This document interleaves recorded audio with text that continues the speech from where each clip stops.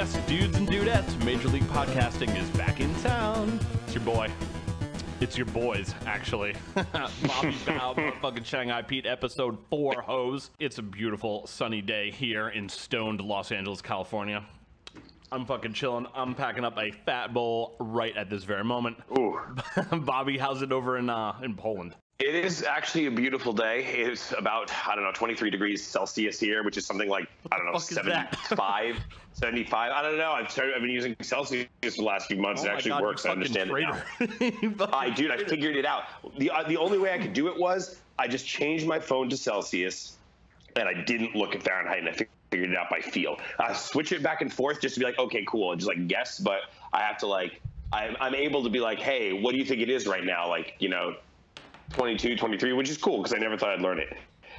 Doing that, I am, as always, on our fine Thursday evenings together, sipping a fine black energy drink. This one, without the Photoshop booty girls, this one has the main man, Mike Tyson, tattooed face and all, and it says in giant letters, Mike Tyson.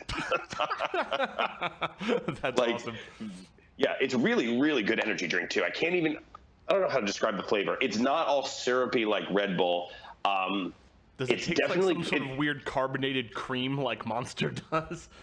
No, it's definitely closer to Monster, but the flavor, I think the flavor is more subtle. It doesn't slap you in the face with hardcore gross sugar flavor, but it's really quite good. So yeah, that's it's lovely out here in the land of pierogi and kielbasa. In fact, I ate a kielbasa today. That was pretty fantastic. Yeah, Poland's looking. All right, so the first thing that I want to get into, which hopefully that you saw, and this is really fucking pissing me off. Nintendo, just this past week, dropped info about their online service. Have you seen this? Have you heard about this? Yes, and I have a lot of strong feelings about this, which, fortunately for both of us, I feel are in complete conflict. Really? I was hoping you would say that. Yeah. Okay. Fortunately for us and our loyal listeners. Yeah. So, if you don't know about this, Nintendo basically, when they announced the Switch, they were like, we're going to give you free online play, if you can even fucking call it that, considering how fucking paltry most of the offerings are, and limited. Most of the online play is going to be free until September 2018. We're going to launch this service, and then we're going to piecemeal out to you little tiny tidbits of information about it until we finally drop it. Now, I honestly, I think it's a little silly to even call the small amount of info that they just recently dropped as the big reveal, because even looking at it, it's barely a few things. The first thing, I know that the virtual console thing, that's going to be the biggest point of contention and shit. So let's leave that for last, right? So the first thing is they're still going to force you to use an app for your phone for in-game voice chat. Yeah, which is funny. I love that they call that a feature.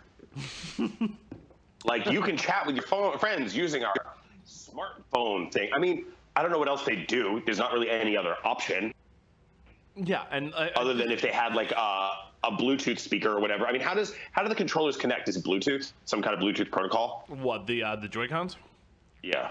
I'm not totally sure, actually. I mean, you mentioned it, but I would imagine. I guess who cares? Yeah. I guess, yeah. First of all, who cares? But I would imagine it's probably some sort of Bluetooth shite. Sure, yeah. Yeah. Right. Yeah. I mean, which is understandable. Although, I have heard. Recently, I read a comment that said Bluetooth has come a long way in the last few years, and when it used to drain your device's battery and suck. Well, apparently that's not the case anymore. But which would make sense. I mean, since the Switch controllers, Joy-Cons, they last forever. It's insane how long those batteries last. It's ridiculous. Oh yeah, I leave them sitting on my bed just on, and then they don't go off until maybe the next day. Sometimes, those things just sit there on all day. Right. Yeah, they're pretty great. So, yeah, I mean, they would have to have an a wireless headset thing that connected to that, and then use the internet, and I don't know. I just think it's so dumb that they're basically oh, sure, you can, call your friends through our app, and I mean, You're using your data. It's a phone call. Yeah, which worked 100 fucking years ago, if I can borrow a quick quote from Silicon Valley. Fucking, yeah, voice over using a phone worked 100 years ago. How is that fucking impressive? How is that? Yeah. Anybody wants. It just, the thing with fucking Nintendo that I cannot reconcile and I cannot understand is how they seem to always take 2 steps forward and then like 8 steps backwards and continue to refuse to meet even the most basic standards of technology in video game consoles or just video games in general. Yeah, I mean, the voice chat thing, like, well, first of all, I mean, let it be said that I, to this day, don't really give a fuck about voice chat in games. The only time I would want voice That's chat. A good point. I don't either. Yeah. The only time, like, I have never felt a need for public voice chat. The only times I have found a need for voice chat were when I ended up playing with good groups of people and wanted to communicate with them, and we did Skype. If you recall, when I was deep down the rabbit hole of League of Legends, I had a crew that I played with, and we would voice chat, and we kicked fucking ass. And it was definitely really great to hop into that Skype room and then be like, yo, Bobby, what's up, man? Yo, it's good. And I was like, yo, it's good, kid. That was super. Hey, look, I don't need to tell you, you fucking use voice chat. You've been using voice chat for raiding for years. Yeah, since like 2008 when we were kicking on Ventrilo servers way back. Yeah, Ventrilo. Yeah, when I used to jump on public vent servers and start blasting the Venga Bus song until I got banned. Like, it was so great. It was so fantastic. Like, they'd be raiding or whatever. I'd be like, okay, all right, pop up, let's go. And then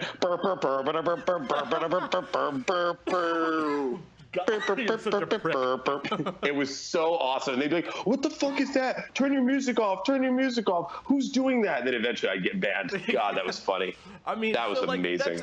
That's a good point in that we personally, the two of us, we don't have much use for any sort of public voice chat feature. No, it might even I don't need to be talking to have people talk about my mom getting fucked. Exactly. I don't need to hear a bunch of children hurling whatever racist slur is most popular on the internet at that time. All over the place. Like, I really don't need to hear that.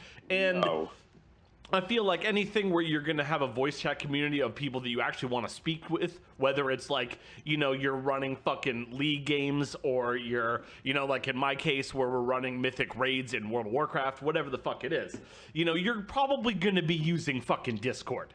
You're probably That's the standard now, right? That's the standard, yeah. So I think TeamSpeak had a little time in the limelight, but let's face it. I mean, Discord, yeah.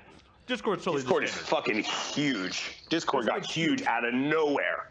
Oh yeah, I barely knew what the fuck it was, dude. I mean, it has like the capacity to create a private community, and do they host the servers? Like where, like what computers are these voice chat servers being hosted on? Is that what you're saying? Right, because like Vent, you used to have to rent a server, right? You used to have to pay for that shit. Yeah. Me and my old guild leader, we used to have to fucking pay for vent servers until I figured out how to run one like on a DOS box. But so what about Discord? Discord, I don't know. To be honest, I would guess that it probably is Discord's own servers, right? But I'm sure that, dude, think about it now. Even like the shittiest fucking phone that flip phone that you can buy has some sort of VoIP shit on it, right? It has to be incredibly low low overhead in terms of bandwidth. It must be. Just voice chat nowadays, I'm sure with like a couple server racks, you could host tens of thousands of fucking people. Right. Yeah. I mean, I can only imagine. But anyway, we obviously... Yeah, so Discord's making bank, in other words. Yeah, and that seems to be the standard. So why care about having to use an in-game app for fucking Switch voice chat? Why? Because it's fucking obnoxious. That's why. I mean, I don't understand what Nintendo's aim could possibly be in making people use this, right? Where's the benefit? Or rather, why even advertise that? Why even advertise it? Like, where is the harm? Do you have voice chat? Well, I mean, you can use your phone. Like, who cares? Yeah, like, I don't understand where the benefit is of them forcing you to use an app when it's been a basic built-in hardware feature of consoles for almost 10 years. I mean, they didn't anticipate it. And now, to the real point here, I think, is, I mean, yes, there are games that I want to play online on Switch. Sure. For example, I would want to play Rocket League. Of course, I can play that on fucking a million other systems.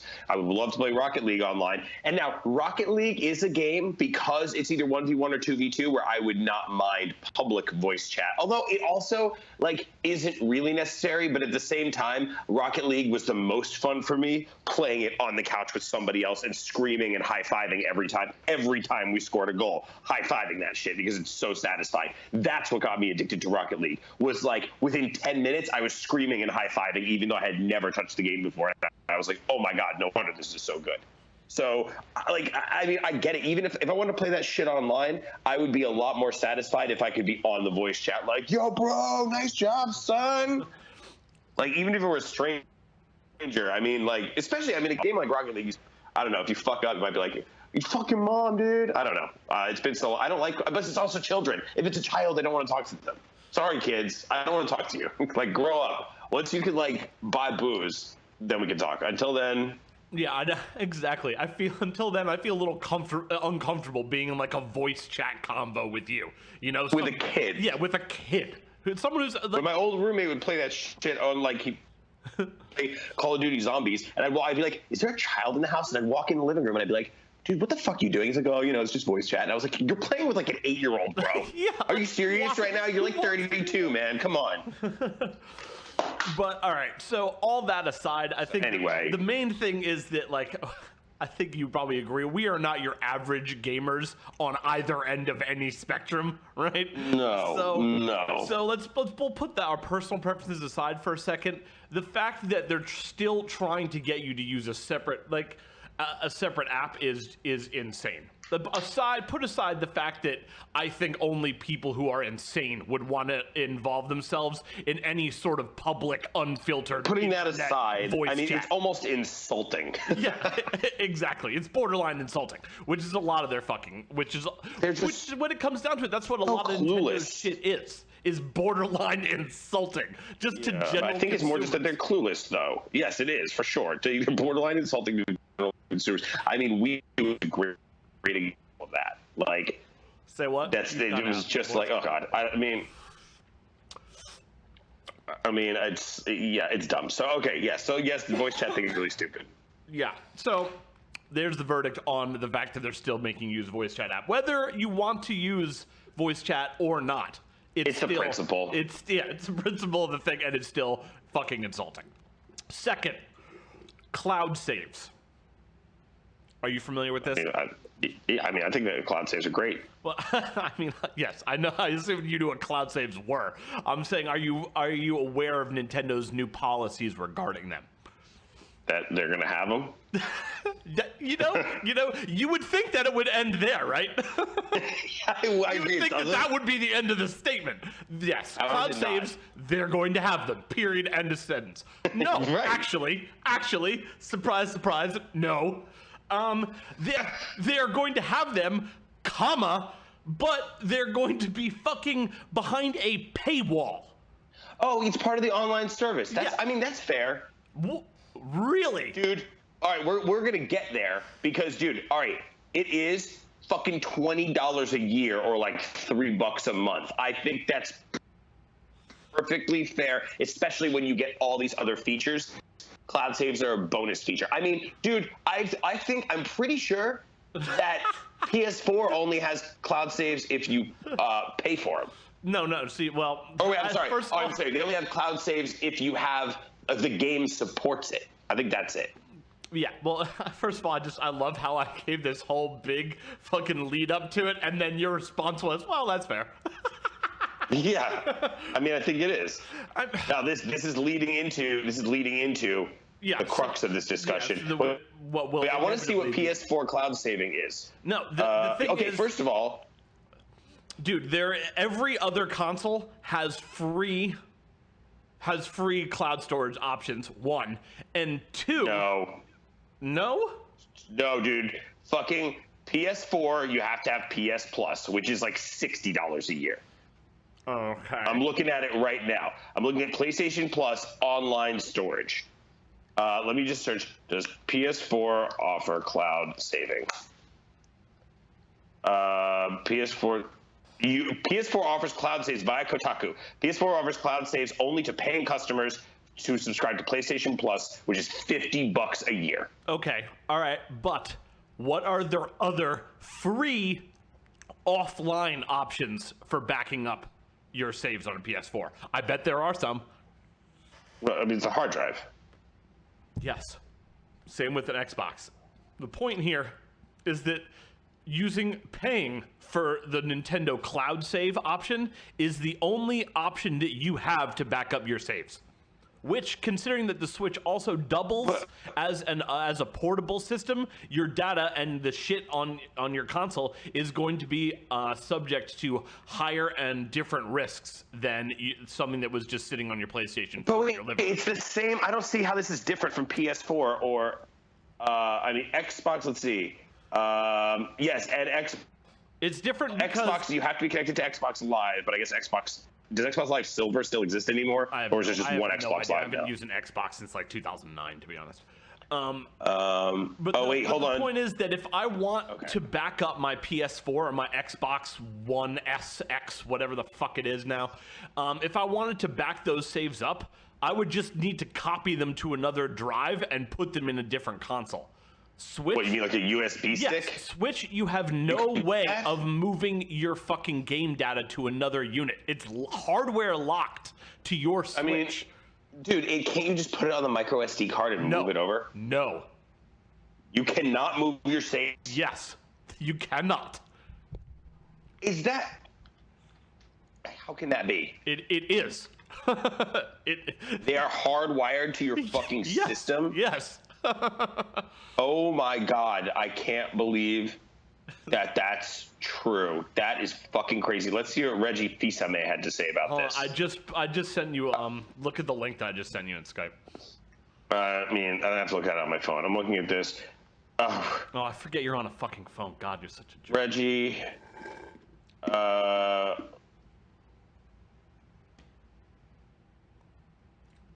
Yeah.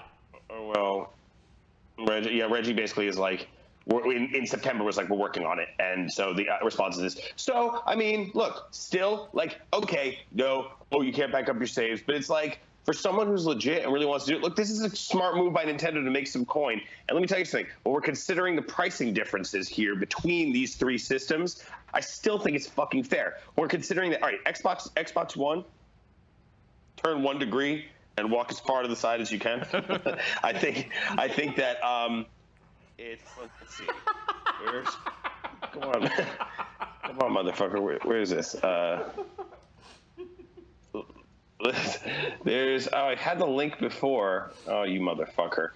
I wanted to see the exact pricing structure here, but it is like, oh, okay, cool.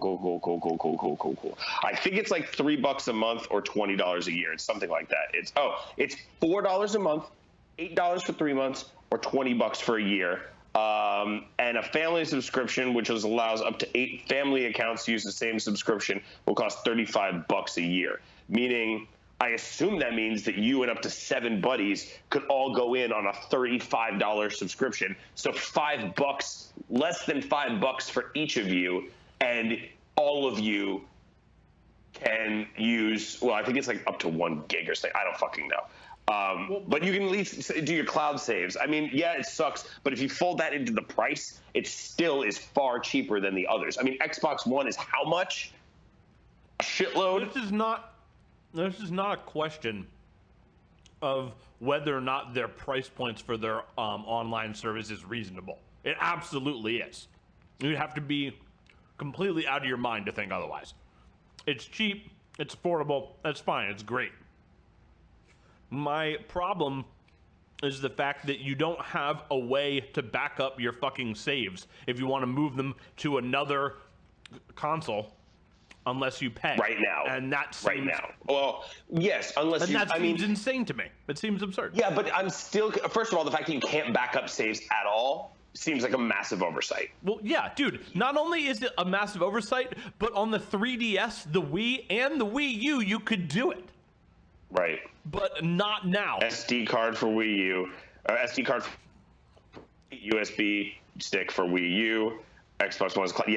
Here's this poster. Some person who posted on Kotaku ran through absolutely every system from PC all the way Sega CD, PlayStation, Saturn, Dreamcast, PS2, PS1, GameCube, God. Xbox, Wii, Xbox 360, PS3, Wii U, PS4, and Xbox One.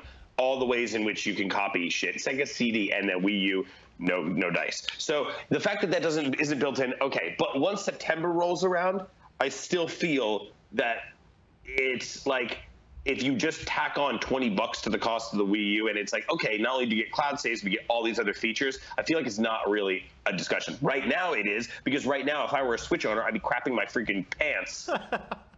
Because like, if I had just done all of Breath of the Wild, and like shit, I don't know what happens. And dude, think about it like this: you just clear Breath of the Wild. You have a 200+ hour save game on there. You're out on the subway, playing your fucking Switch. Something happens, you drop it, you lose it, it's gone. You're just fucked. You're just fucked. And you're just fucked. That is so sad. Yeah. So for the next 4 months, Switch owners, beware. Be careful. Don't drop your shit. Be careful, like handing it to kids or like putting it on top of a dog or anything like that. Just be cautious, because like that's real fucked. Be careful when you're using that the HD rumble on your girl. Yeah, that's wise words from Bobby Bow. It's a good safety tip. Yeah. So yeah. Next, I want to see if there's anything else I'm annoyed by. Okay, no, the pricing is fine. The fact that you have to use the app is ridiculous. There's one more feature that I do think is a little shitty, which is all online games will now require the service, meaning games that are currently free to play online, such as Mario Kart 8, will now be behind the paywall. That, to me, is really intense. Taking away a feature that was already available, unless that service had better be lightning fucking fast. And had better be a huge improvement, because they're like, okay, like there needs, like, what's the reason for that? I mean, come the fuck. That to me seems insane. But I mean, again, if it's like, I don't know what the service is like right now. Is it friend codes? How do you even connect with people? I don't know, but I'm pretty sure that. Hold on. Now I have to find out.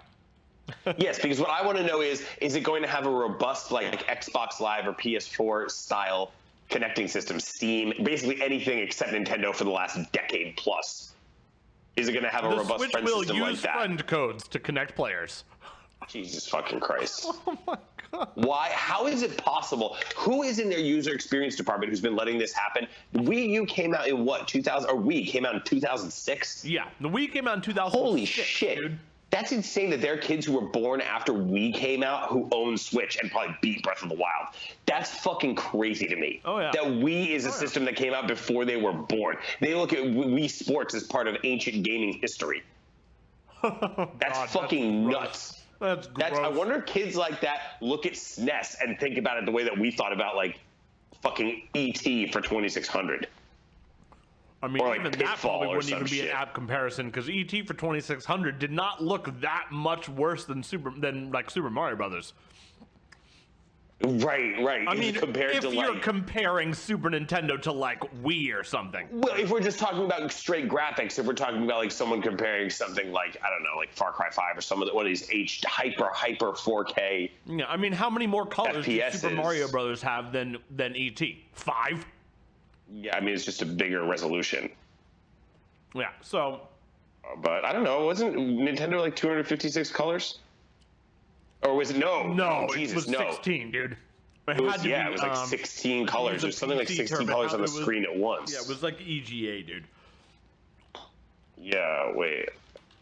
How many colors could NES display at once? Motherfucker, let's find out. Oh, this black energy is getting me spun. 25 colors on screen at once, 13 different background colors, 12 different sprite colors, 25 colors on screen at once. However, using PPU trickery, one can display all the NES's 64 palette values at once, which is probably why Kirby's Adventure looks so fucking awesome compared to older. God, Kirby's Adventure looks so fucking Kirby, which I believe could be that may be the last NES game. That game, that's definitely displaying more than 25. Well, maybe not. I think it's just really, really effective. I think it's just really, really fucking well done. It's just so well done. God, Kirby's Adventure is really, really beautiful. I think that may have been the final NES game to come out. It was real close to the end, dude. It was real close to the end. That's just the one thing I want to find out. The original, what the fuck does that even mean? I just thought, that came out in 1993, dude. That is so crazy. Secret of Mana came out in 93. Yeah, it is the only NES game. It was released toward the end of the NES's lifespan, right. So great. The game was designed to utilize the most of the NES, featuring special visual effects, pseudo 3D backgrounds, towers that appear to rotate in 3 dimensions, parallax scrolling. At 6 megabits, it was one of the largest games ever released for NES. It was 6 megabits? Oh my god. Yeah, I mean, that's pretty big, I guess. I was like, whatevs. Anyway. Oh shit, Kirby's Adventure was the first game to introduce the copy ability? That I didn't realize. Yeah. I thought that was in Kirby's Dream Land 2. I didn't realize Kirby's Adventure started that shit. No, it was definitely copy is like I can't believe that Kirby started without copy. Like, that's what Kirby is. Before, it was just this puffball that sucked shit up and blew it out. That's a good description. You can swallow it to no end, just like, I ate you. No end. I mean, I thought that was so fucking funny when I was a kid. Though I was like, I just ate you, motherfucker. I ate you. Oh, dude, I was like, this is so funny. It was so visceral for some reason. It was. It was very. You look so friendly, but you're just eating all these poor creatures. What a dick. Dude, speaking of that, have you seen? Tell me you've at least seen Mario Odyssey gameplay. You have, right? No, I only saw the Sonic Adventure City. Fucking unrepentant asshole. God, I hate I know. Oh my god. Yeah. Anyway, do you know? Tell me. All right. Do you at least know the gimmick in Mario Odyssey? Yeah, he's got a hit. He's got a fucking hit. Got a hit, and he can throw it. Right. And P2 can play as the hit. Apparently, it seems P2 weird to me. Play as the hit, and it is weird, and it's not fun at all. Which is unfortunate. But playing as the hat? Yeah, playing as the hit is not great. It's not? No, it's not great. But what you do with it, once you throw the fucking hat at enemies and shit, when it lands on their head, you take over their soul and you play as the enemy, right? Now, first of all, like, if it was just like, all right, you throw the hit, it lands on the frog, and then all of a sudden you're controlling the frog, right? It wouldn't be that, like, it wouldn't be that shocking or whatever. There would be nothing really disturbing about that whole sequence, right? But in the Mario Odyssey, the very first time that you do it, it plays a little movie that shows the consciousness of the frog that you capture being sucked away down this black funnel into nothingness, and then replaced with Mario's will. And it's fucking so dark and so fucking, dude, oh my god, it's really distressing. It's seriously psychologically distressing, dude. Say what? What happens when you unpossess it? Then it just goes back to bouncing around. What, the creature? Yeah. Oh, so his consciousness comes back. Yes. So is it true that you can possess a T-Rex? Oh yeah, absolutely. Only once in like the first level, probably just as a gimmick, but you can absolutely do that. That's still pretty cool. And does he wear the little hat? Yes, he definitely wears the hat. I mean, that's worth the price of admission. I mean, I don't know. I'm always super skeptical of new Mario games until I sit down with them and I look away, and then 10 hours pass, and I'm like, oh, wow, this actually... I have probably called you an asshole at least 5 times already just in this episode, but you will feel like an asshole when you sit down with Mario Odyssey for the first time and realize that this game has been out there, existing, and being fucking amazing, and you haven't been playing it up until that moment. So it's really that good? Oh yes. Oh, absolutely. It is, dude. It is one of the most just pure and raw, unadulterated fun experiences in a video game that I've had probably since I wasn't a big fan of the Galaxies, but probably since like Mario Sunshine, the first time I played that. And like, it's just what the fuck was that? That was Fuck you. That was just like, I don't know. I mean, look, it's just, I will say it makes me happy. There are so many great games sitting around out there, and like, I'm coming to a point where I'm enjoying playing these new games, and I'm not just like, I wish I were playing Adventures of Lola. You know, like, fucking, you ever play that shit? Yeah. I did, but again, that is a very you game, and it's not.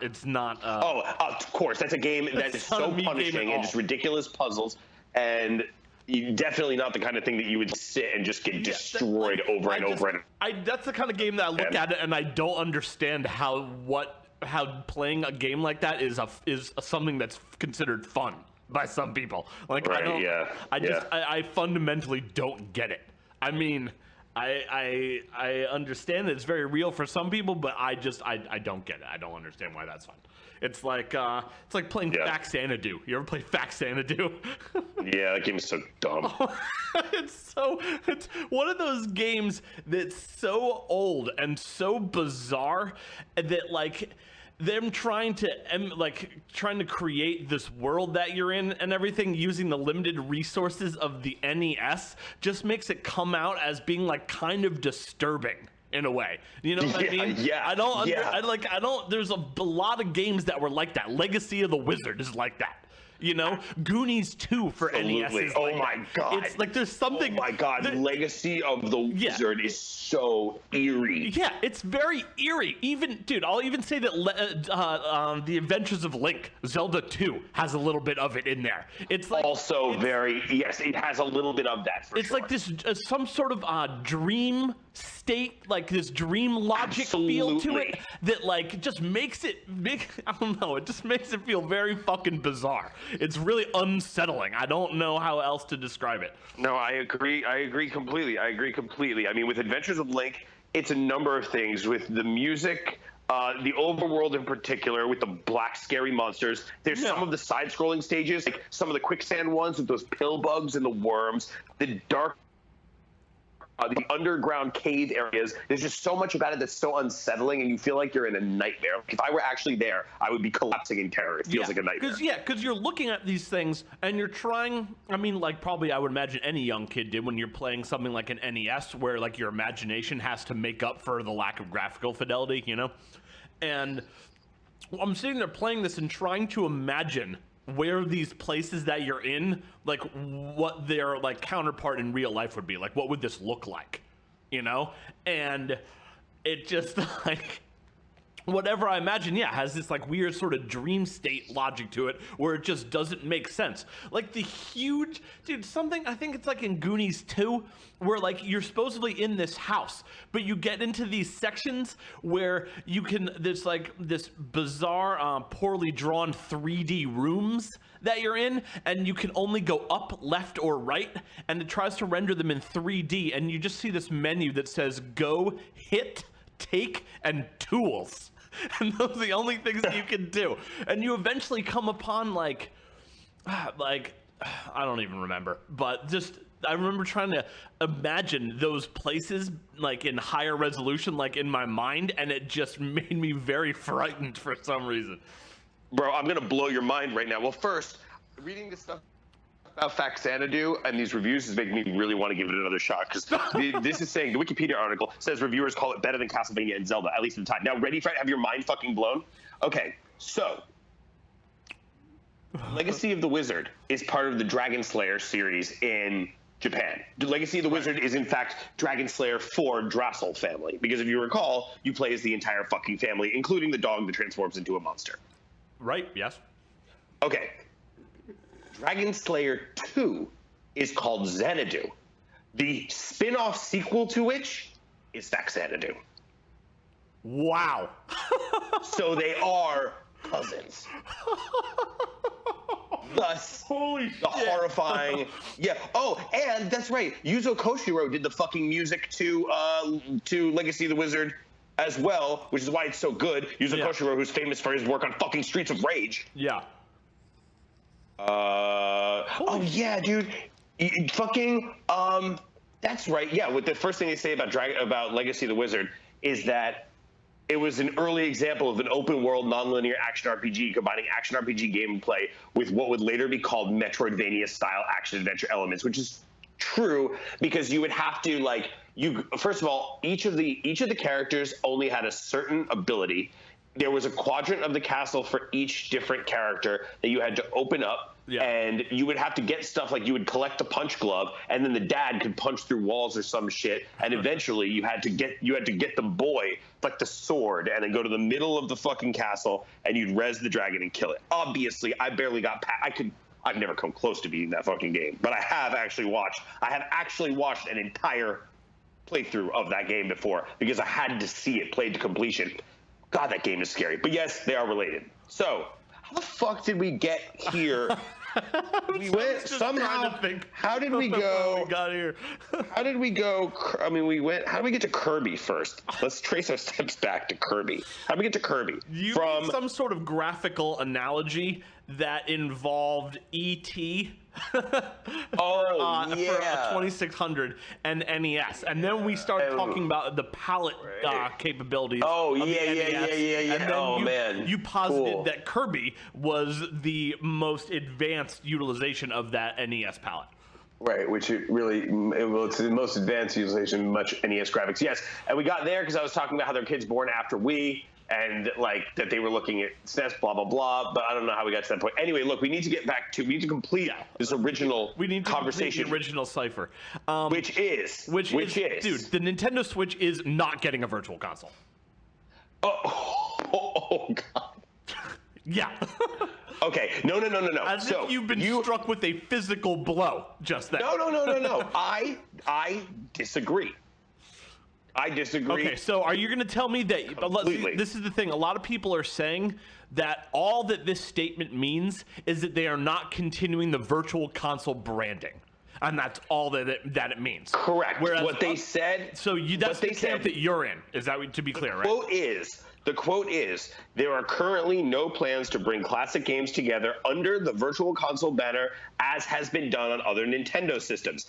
And in the same fucking breath, let's note that one of the great things about Nintendo Switch Online is, and here comes the stupidest fucking name ever, but it's really as to the point as possible, Nintendo Entertainment System on Nintendo Switch Online.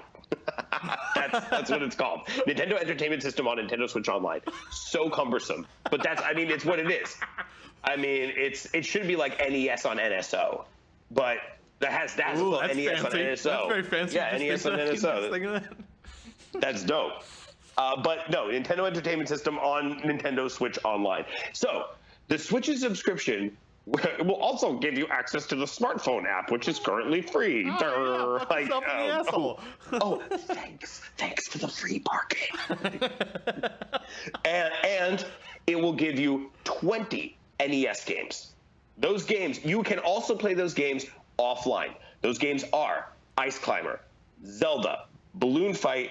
Why do they always release Balloon Fight? Soccer, fuck that. Balloon Tennis. Fight, dude. Right, everyone, what's up with Balloon Fight? I've tried to like Balloon Fight. Balloon Fight is like a bootleg version of Joust, right? Yeah, I mean, more or less. So soccer, tennis, Mario Bros, Super Mario Bros, Dr. Mario, Mario 3, and Donkey Kong, and Nintendo will reveal 10 more of those games, as well as details on how cloud saving will work. Keep me on the edge of my fucking seat with that one, you assholes. Right? Closer to the service's launch. So what I'm saying here is, they say we will not bring classic games back under the Virtual Console banner. Oh, and also.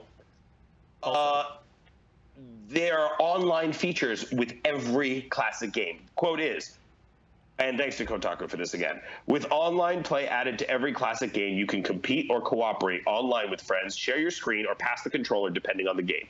With the Nintendo Switch Online smartphone app, you can also voice chat during your play sessions. Let's not go down that rabbit hole again. But now, I don't know what some of this means, like share your screen.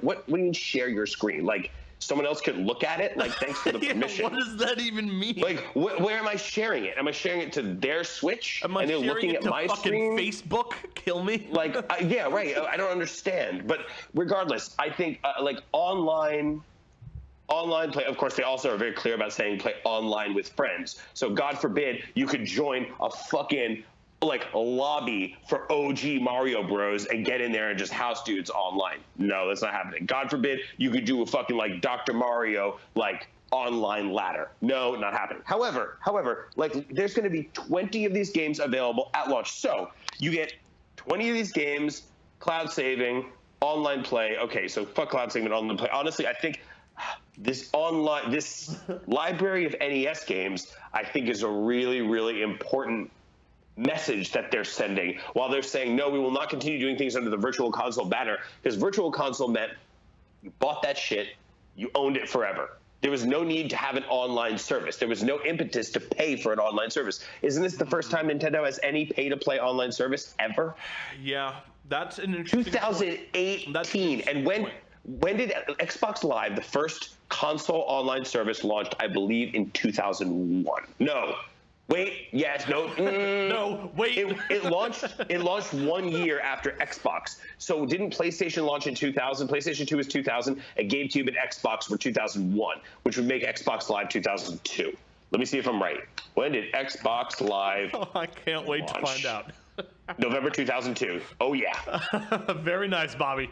Very Smart nice, daddies Bobby. get spliced at the garden. That's what I'm fucking saying. All right, so hold on. Wait. Let's go back to this original list of these games, right? I want you to tell me which of these games you could be fucked about playing. Which ones? With complete honesty, I mean, I would, if I had all these games on the go, like, I'd fuck around, like, okay. Honestly. Like, are you busting Balloon Fight out? Are you gonna bust out tennis? Zelda, Mario 3, Donkey Kong. I could see myself really getting into tennis because I fucking played the shit out of tennis on Game Boy, mostly because it was one of the 3 games that I had. I had 4. I had Tetris, Mario Land, Solar Striker, which was at the time an impossible to play vertical shooter, and tennis. I don't know why the fuck I ever was like, I probably wasn't like, oh, can I get tennis? My grandmother probably like showed up with it one day. It was like, Michael, I got you a Game Boy game. And I was like, oh, Nana, thank you. Give me tennis. And it was actually fucking great. I ended up with a copy of Defender of the Crown for regular NES back in the day. That sounds really familiar. Due to a very similar set of circumstances. Yeah. That's also how I ended up with Goonies 2 for NES, which went on to haunt my fucking dreams for years. Jesus. So that's 4 games. That's 4 games, are good, too. What? I'm sorry? That's 4 games, right? That you would actually care about playing. That you legitimately care about playing. 4. Mario Brothers, I would play with someone else because the versus mode in that is fucking sick. Yeah, dude, I remember spending hundreds of hours playing the versus mode in Mario 3, over summer vacation when I was a kid. Wait, Mario 3? Yeah. What was the versus mode in that? It's a mirror of the original Mario Brothers game. Oh, it's the same thing? Yeah, it's basically the same thing. Yeah. How do I not remember this? It depends. Did you play 2-player Mario 3 with people a lot when you were a kid? I'm sure. I mean, I had a fucking little sister growing up. I mean, I still do, but like 2-player versus. I think I'm not sure, but I think that you could, if you both just went to the same world and then like hit A, you would go into the versus mode instead. Oh, maybe that's it. Dude, I think I'm only seeing it. I see Super Mario Brothers 3 Battle Mode, but I'm only seeing it on Super Nintendo, like Mario All Stars. I'm not seeing it It might have only been All-Stars. No. Here it is. This looks like Mario 3. Oh, this is definitely Mario 3, and it's definitely NES. All right, cool. So hold on. The battle game of Super Mario Bros. 3 can be accessed in two-player mode by putting Mario and Luigi on the same point of the map screen. Yeah. So that was it. Yes, you'd bang into each other and then you'd fight. And then what would happen? Would you get coins? Would you get some other shit? Yeah. So anyway, yes, awesome, very cool. dude. I mean, it's Mario Bros. So many fucking look. Nice playing that shit. That shit was so there's another 10 unannounced games. I mean, look, dude, playing Zelda on that little Switch screen would be rad. Playing Mario 3 on the Switch screen would be rad. Donkey Kong, I mean, I absolutely love, but I only love Donkey Kong because to play it like competitively, and I don't think you would have to play it with a real controller because I got problems with the right. Fuck you, Billy Mitchell. Fuck you and your hot sauce. So I think I still feel like the Joy-Cons have too much give for Twitch gaming. But like it's decent enough. However, the point is it's not about these games. It's about what these games represent, which is opening the door to a subscription-based library of Nintendo games, which is fucking dope. Like I don't really know how. If that is in fact what occurs. I don't see them just releasing 20 NES games and then giving up. It's insane that they're dropping 20 of these games right at launch. Because if they busted their nut right away and they were like, hey, we're going to give you Final Fantasy VI right out the gate, that ain't going to happen. Plus, I'm also very curious as to what the licensing is like for them. Like, how often do they have to pay for this shit? They must have to pay for it to put it on every different system. They must have to be paying a licensing fee for each one. Because all these games right here are all Nintendo games. I think that's really notable. No third-party anything. Yeah, I mean, that's a good point. I'm also looking. These are not just online only. You can play the games offline too. You can play them offline as long as you have the subscription. Now, I don't know how that really works. Like how it's the same way that the free games that you get from like PlayStation Plus and like Xbox Live and shit are. Yeah, but those are actually free. Like they're not free. Oh, no, maybe they go away lose if you your stop, subscription. Yeah, if you cease your subscription, you can't play them. But how does it fucking know if I took my shit offline? I think, Coach, you have to be online to play them. But this says you can. What? I don't know, dude. No, you don't have to be online to. I don't know. I don't think you have to be online to play those free download PS Plus games. I'm pretty sure they function like anything else. But yeah, I don't fucking know, man. I'm questioning how the system could know if you could just like buy these games and then take your system offline and never go online again. And then, I mean, of course, you couldn't really do anything else. But then it's like, oh, I got free Nintendo games. Fuck you, Nintendo. Yeah, it costs like 4 cents. Yeah, right. Seriously. I mean, not even because you could play all that shit like in a browser window for free. I don't know how legal that is, but like a lot of fucking. So anyway, dude, next, apparently, know, apparently PS Plus games work like a doomsday clock. The games are coded with your account information, and they stop working the moment your account expires. Okay, that makes sense.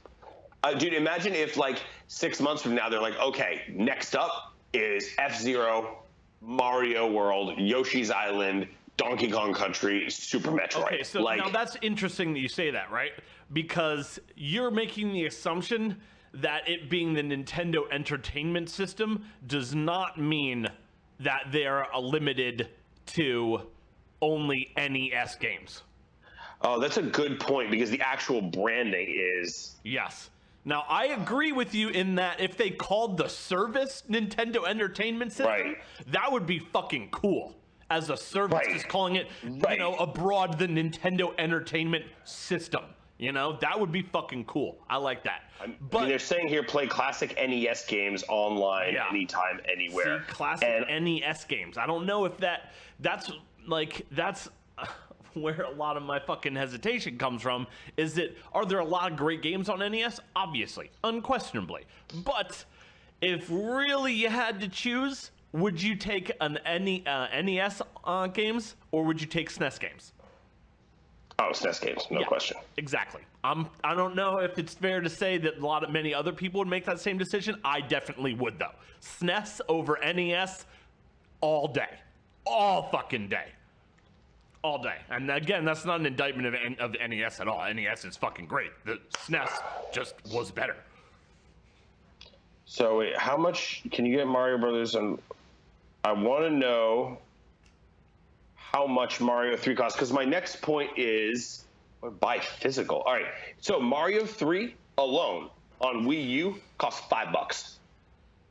That's 1/4 the price of the entire year's service for this Nintendo Switch Online, and you get 19 other games at launch. So people have no problem paying for this shit, and I bet they sold a fuck ton of Mario 3 on probably on Wii and on Wii U, and it's I bought it. Okay, right, and I bet it's available on 3DS too, probably, right? Oh yeah, I'm sure it is. So people already have paid for that multiple times. I think it's a smart move, dude. And they're definitely not limiting it to these 20 games. So let's say hypothetically they just stick with first party NES games. Yeah, boo. Boo. Yes, that's boo. That's boo. But I want to see all right, here we go. List of first party. Holy crap! What? First Nintendo? What the hell, bro? You're confusing the shit out of me. Okay, so, bro, son. All right. I'm just gonna call out some great games that could be coming out here. All right, games that are great, but like maybe you and I do or don't, that but that are fast. Super popular. Okay. First, Wrecking Crew is kind of dope. I play the shit out of that. Wrecking Crew's okay. Wrecking Crew is really weird. It's really weird. Of course. Of course, it's one of those really weird games. God, what the fuck? Oh, God, Wrecking Crew. Is this the game I'm thinking of? Hold up. I need to see a screenshot of this motherfucker real quick. Where you at, Wrecking Crew? No, shit. No, I mean, I played the shit out of Wrecking Crew. There's another one I'm thinking of. I'll get back to that. Okay, so Wrecking Crew, Excite Bike, Donkey Kong Jr., Metroid, Kid Icarus, Mario 2, Zelda 2. I love. All right. Mario 2 and Zelda 2 are fucking fantastic. You know. Star Tropics. That's a Nintendo first-party game. Wow. God. I was not aware of that. Star Tropics is incredible. Incredible. I'm 99% sure I bought that on Wii, original Virtual Console, because I seem to recall, because remember, Star Tropics had a you had to take a map that came with it and dip it in water to get these coordinates that you had to punch into the robot. What? And yeah, you had to dip the map in water or some shit. They were on some back of the game case shit way back in the day. Yeah, seriously. And so I remember because remember how Nintendo for Wii, at least maybe for all the others, Virtual Console, had like really deep, brand new redone manuals for that shit. I remember it was in that manual. So, oh, damn. And then after that, it's just Kirby's Adventure. That's all the first-party games that they had for NES? All right, well. Wario's Woods came out after this. I don't know, dude. I guess I take it back. Get the fuck out of here with Wario's Woods. I guess they didn't have Tetris. But anyway, all right. Let me just. So it's not that many brief digression games. Of yours out of its misery. Yeah. This is the thing. This is the real question, right? Is it just going to be NES games that have the potential of shoehorning in an online component? Is that all we're looking at here? If that's all we're looking at here, then this can go fuck itself, okay? However, if they're gonna eventually, because dude, I'm sorry, but like I need to see Ocarina of Time on here. I need to see Chrono Trigger. I need to see Secret of Mana. I need to see Final Fantasy fucking 6. I need to see dude, I need to see Teenage Mutant Ninja Turtles, Turtles in fucking Time, dude. Oh my god. Right? Like I need to see Star Fox, which you could play with 4 Joy-Cons, which would be nuts. Yes. That's nuts. This is the kind of shit I'm talking Turtles about. in Time. Well, of course, it only has 2-player built in, so all right, 2 Joy-Cons. But if they got the main version, I suppose, but that would never happen. But anyway, 2 people playing that shit with Joy-Cons. Amazing. If I need to see that kind of stuff here. And if what they're currently saying that they're going to be offering means that we can eventually see those games too. Dude, imagine, like, first of all, what online component are you putting in the original Legend of Zelda for Nintendo? What are you putting in there? I don't know what screen share your screen. I don't know what that means. It means like, hey, here's how to share your screen. Tilt it and point it towards your friend. I mean, that's something Nintendo would do. To be fair, it probably means that I could watch you play it online. So if you had your Switch built in for your like 5 NES games, I don't get it. So what? You could like put your Switch on your desk and sit there and watch me play Zelda, and then on our smartphone app we could yell at each other. Maybe sounds fucking great. Fucking stupid. Yeah. So I mean, I don't know. I would do that for you. If you were playing Zelda, I'd be like, all right, fire it up so I can watch and yell at you. Yeah, I mean, tell you how shitty you're doing. That's what it is. You're making your own point here. I mean, I could kind of see us doing that maybe a little bit, right? But what this needs to be is a rebranding of the virtual console behind an online paywall. If that's all that it is, that's fucking great. Yeah. Toss in some fucking online co-op, dude. If we could be playing fucking Final Fantasy VI, the second player can use a controller, right? Yes. Yeah, dude, if we could be doing that online on our Switches, fucking Super fantastic. Cool. Sign me the fuck Super up. Cool. You know, Secret of Mana? Cool. Dude, all that kind of shit. If we can be doing that, if that's really what all this means, fucking great. That would be cool as fuck. I have no problem with it. But if it's just going to be limited to regular 8-bit Nintendo games that we need to pay $20 a year for in order to like play some shoehorned in online component, or then maybe play Super Mario Bros. 3 offline or something, that's going to be very sad. I mean, I highly, highly doubt it. However, I think the important thing is just that they're going to have so many games. I mean, look, we need to see the third party games. I don't know. It's a start. It's a start.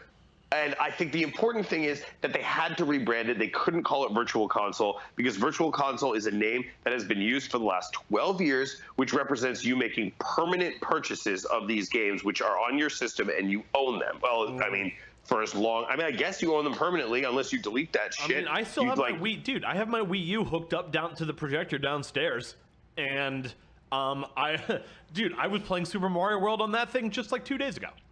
Oh yeah, I know. I bought Sin and Punishment on that motherfucker. God. Yeah, you did. What a great release! Time on there too. I got Secret of Mana. I got a bunch of stuff on there. What else is on there? I seem to recall buying a few decent games on that shit. At least Sin and Punishment. Sin and Punishment, Mario 3, Super Metroid, Link to the Past, of course, Ocarina. Oh really? Ocarina of Time? Yeah. Oh yeah. And then, like, of course, there's, like, Wii U games like Mario 3D World on that motherfucker, which is so goddamn good. Right.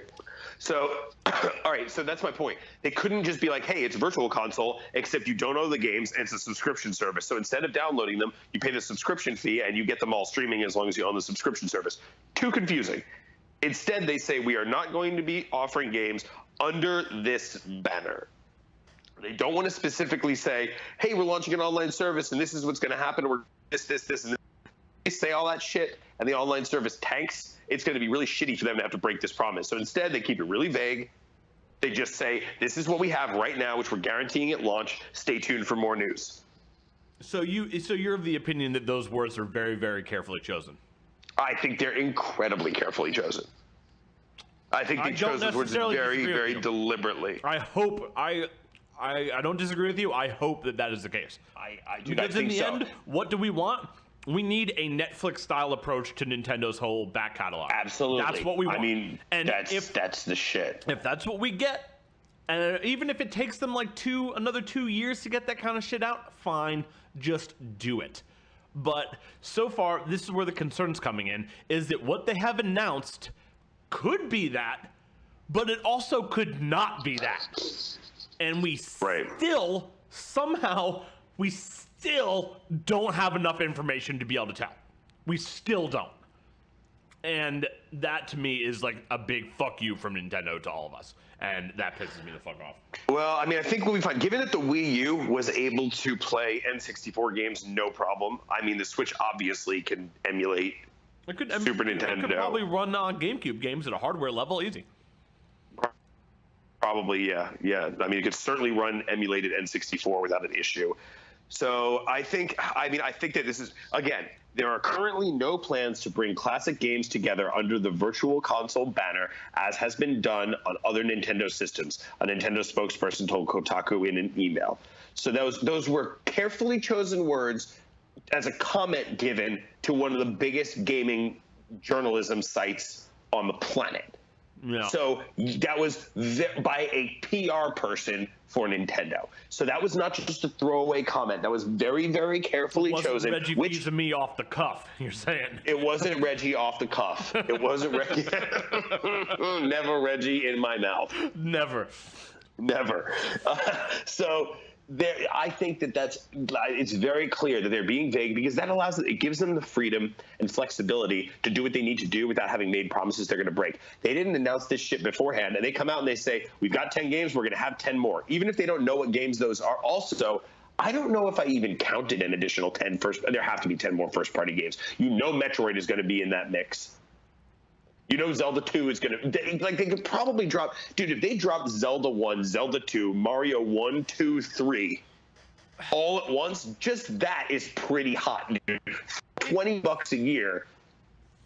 You get cloud saves, you get your NES, you get your online features. $20 a fucking year? I would pay upwards of $20 a month to have access for to a Nintendo Netflix subscription service. Yeah. For an access to a Netflix style Nintendo back catalog. I would pay $20 a month for that. No problem. Oh, dude, to be able to play the entire catalog of NES, SNES, and N64 games on Switch in a pseudo streaming capacity where you download it and then you have to check in online or whatever. $20 a month would be extremely fair to be able to play any game from any of those libraries. Holy crap! Even if they didn't have any online components or any other fucking garbage, even if it was just getting a subscription access to those games that you could stream onto your Switch, dude, I would be throwing my fucking money at Nintendo already. That would be completely insane. If they would do that. I would be all over it.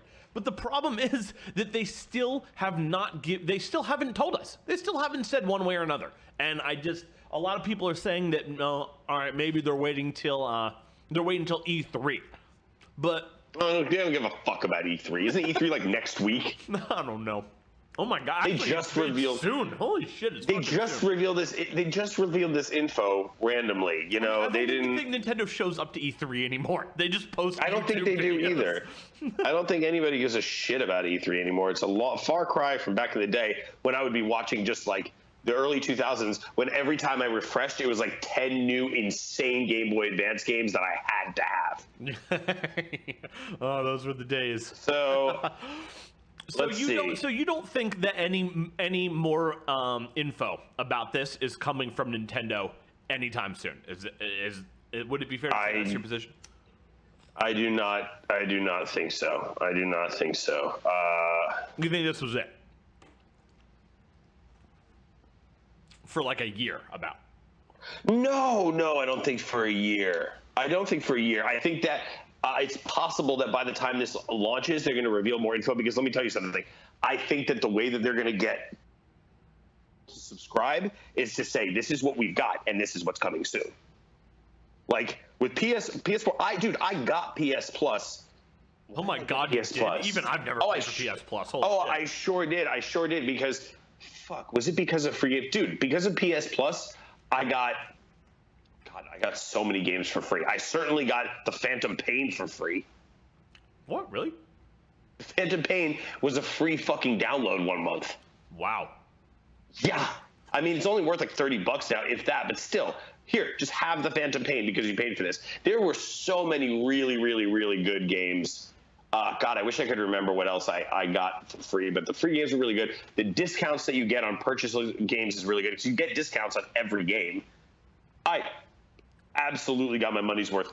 But there was a reason I actually bought it. There was something I needed it for that maybe it was just for the free games. I don't know. There was a reason I purchased it, though. A reason that I cannot. Is there a reason that you're talking about this right now?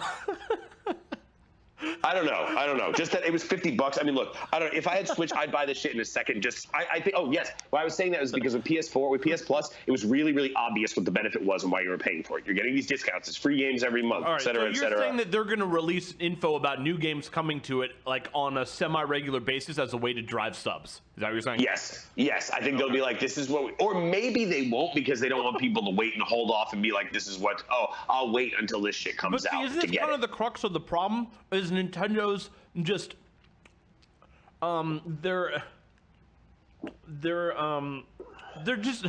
they just stay not giving us any fucking info. It's always a little bit here, a little bit there. Oh, but we'll tell you more at this point, or wait for the next fucking Nintendo Direct. And I'm telling you, it smacks of the way that they handled the virtual console fucking on other systems. This like little anemic drip feed of fucking titles over the course of years. Like, I don't have the actual numbers in front of me, but I think it was something like over a course of 6 years, they put out less than 200 games. Like, it was ages. I remember sitting and being like, okay, so in 4 months, this game I really want to play comes out. Great. Yeah. And like, first of all, how do you justify that sort of release schedule when we're talking about ROMs that are about 4 megabytes?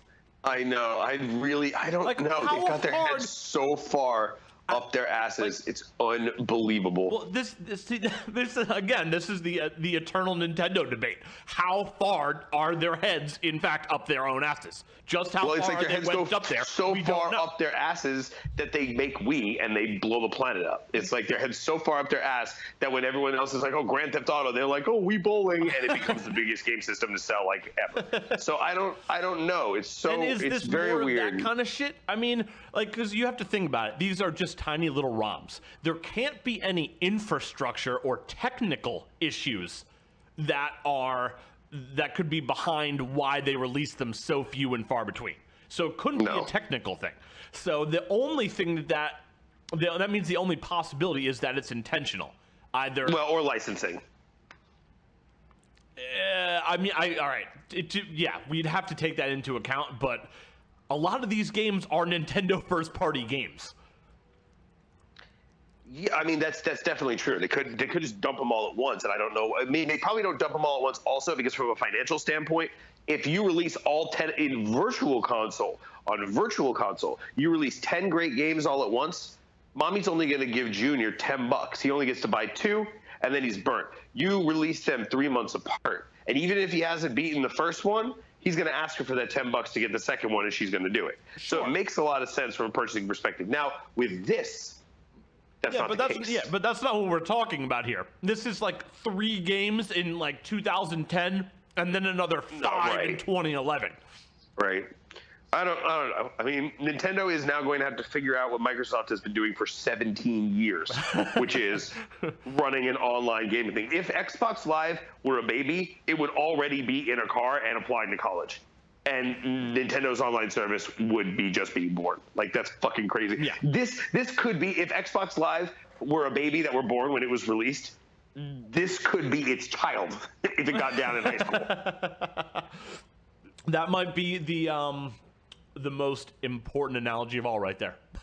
Yeah, this could be its junior prom indiscretion. I mean, it certainly looks like it could be qualified as an accident right now. It's so fucking poorly slapped together. I mean, and it's like I keep saying, this is the whole problem, is that we still don't fucking know what they're doing. We still don't fucking know. And neither do they. And apparently, neither do they.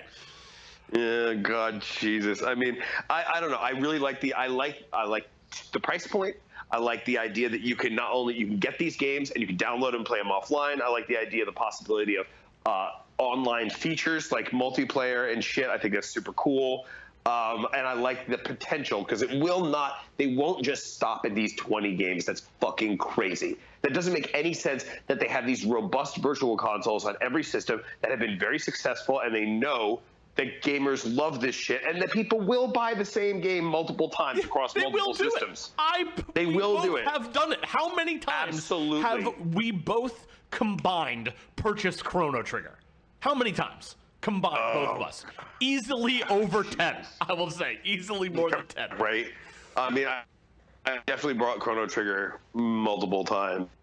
I mean, I would in a second pay for this service if they were like, all they have to do is announce one more round of games with at least one third-party game, and that is the first door open. Yeah. Then the second door is they announce a first-party SNES game, and then that's when things get really interesting. I'll tell you, I will buy this. I will sign up for this service gladly.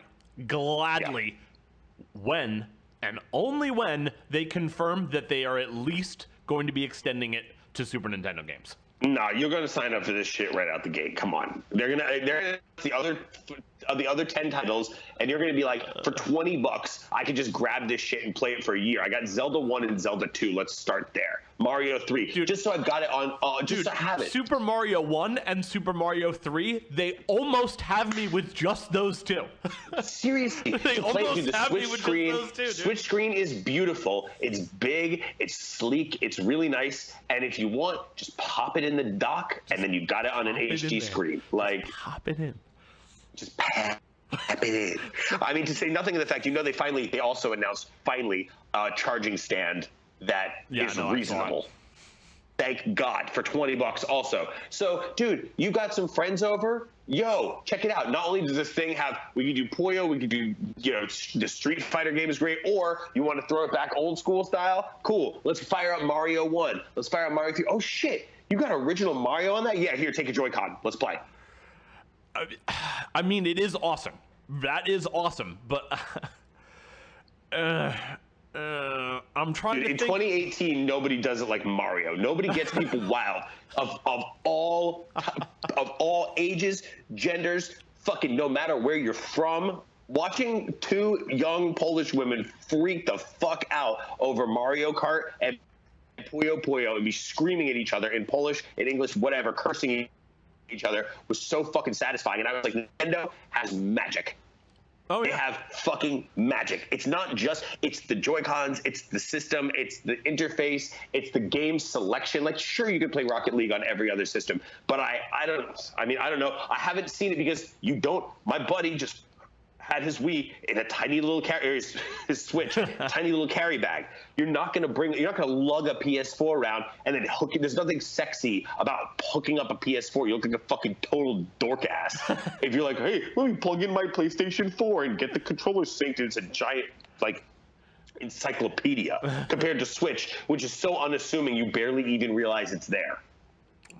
Like, a Joy-Con is like insidiously slips into your hands and you barely even realize you're holding a video game controller because it's so tiny and it's like a little toy, but it gets the fucking job done.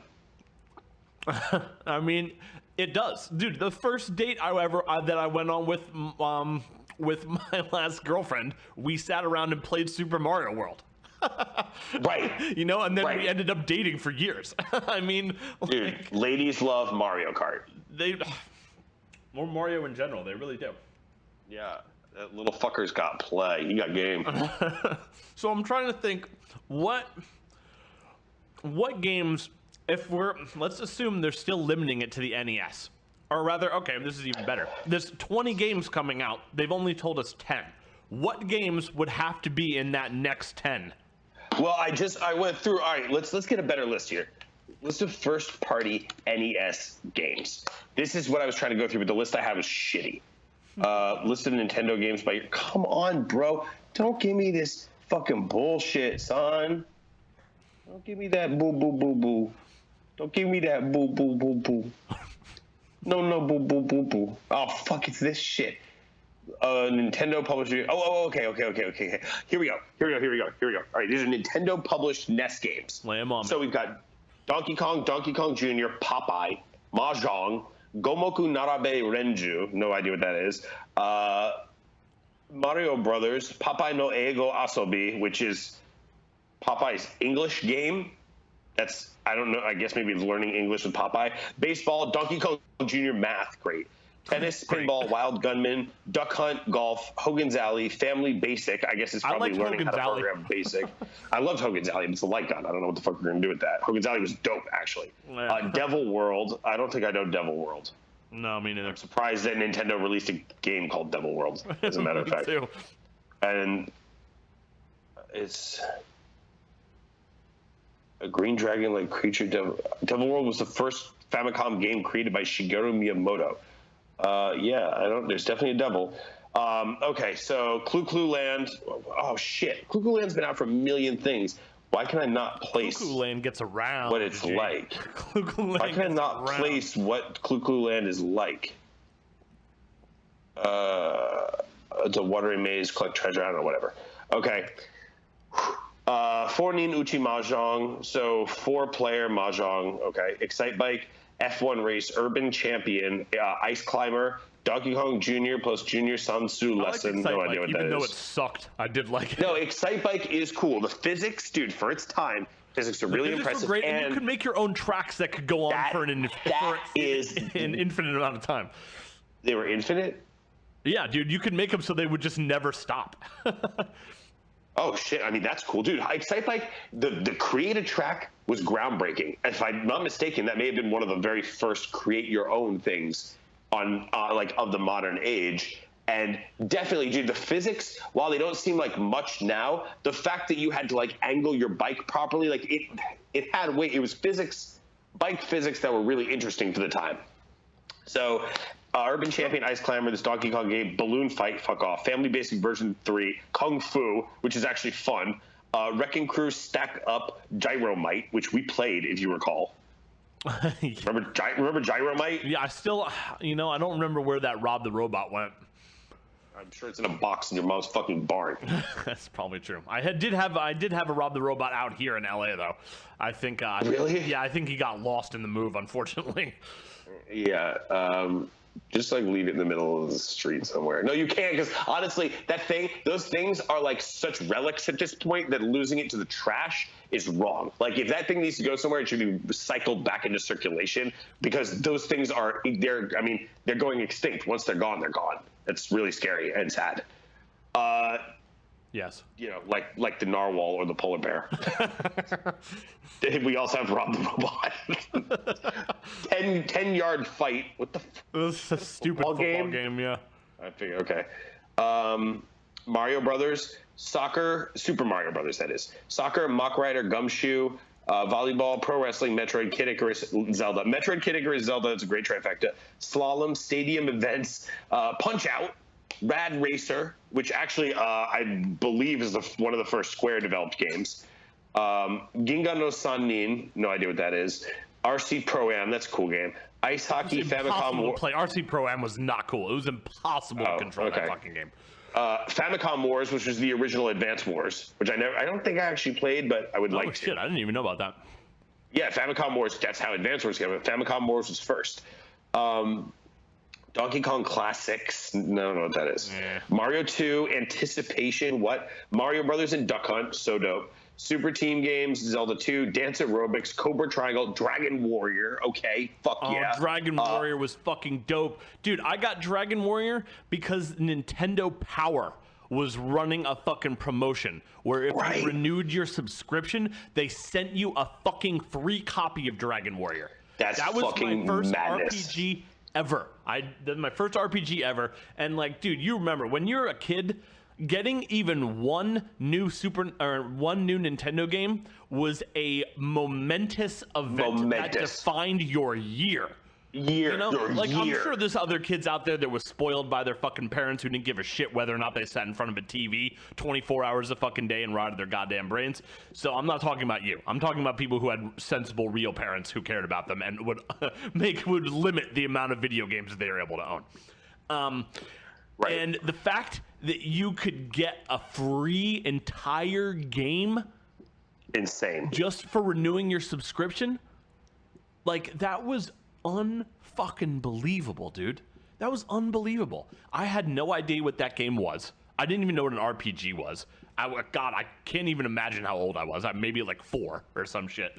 And I got that game and I popped that motherfucker in there anyway, because, like, let's face it, the only other games that I'd ever were like Tetris, Goonies 2, Defender of the Crown, and like Mario Brothers, right? So whatever the fuck it was, I was happy to check it out. And I remember my first time I started it up, I was so young that I thought it would be cool to name my character Spike. All right. But I couldn't figure out how to delete some of the characters that were already in there, and I hit start accidentally, so I ended up with a character named Spike Ooh with 2 O's at the fucking end. That's awesome. Spike Ooh, so dude. Stupid. And Spike Ooh. yeah, and I never went back and like deleted it. You'd think, oh, I fucked up, go make another save. No, I never bothered to do that. No, that's the kind of thing that you wouldn't do when you were young. Yeah, exactly. Like today, I would restart it 8 times and be like, well, which one do I like most? Like, do I like anus? Do I like creamy? Like butt pee? Dude, I've actually or bee plug. I've been in the habit of naming the girls from all the RPGs I've been playing recently Panty. That's really good. What did I send you recently? Which RPG was it where I had a character named Anal Bead?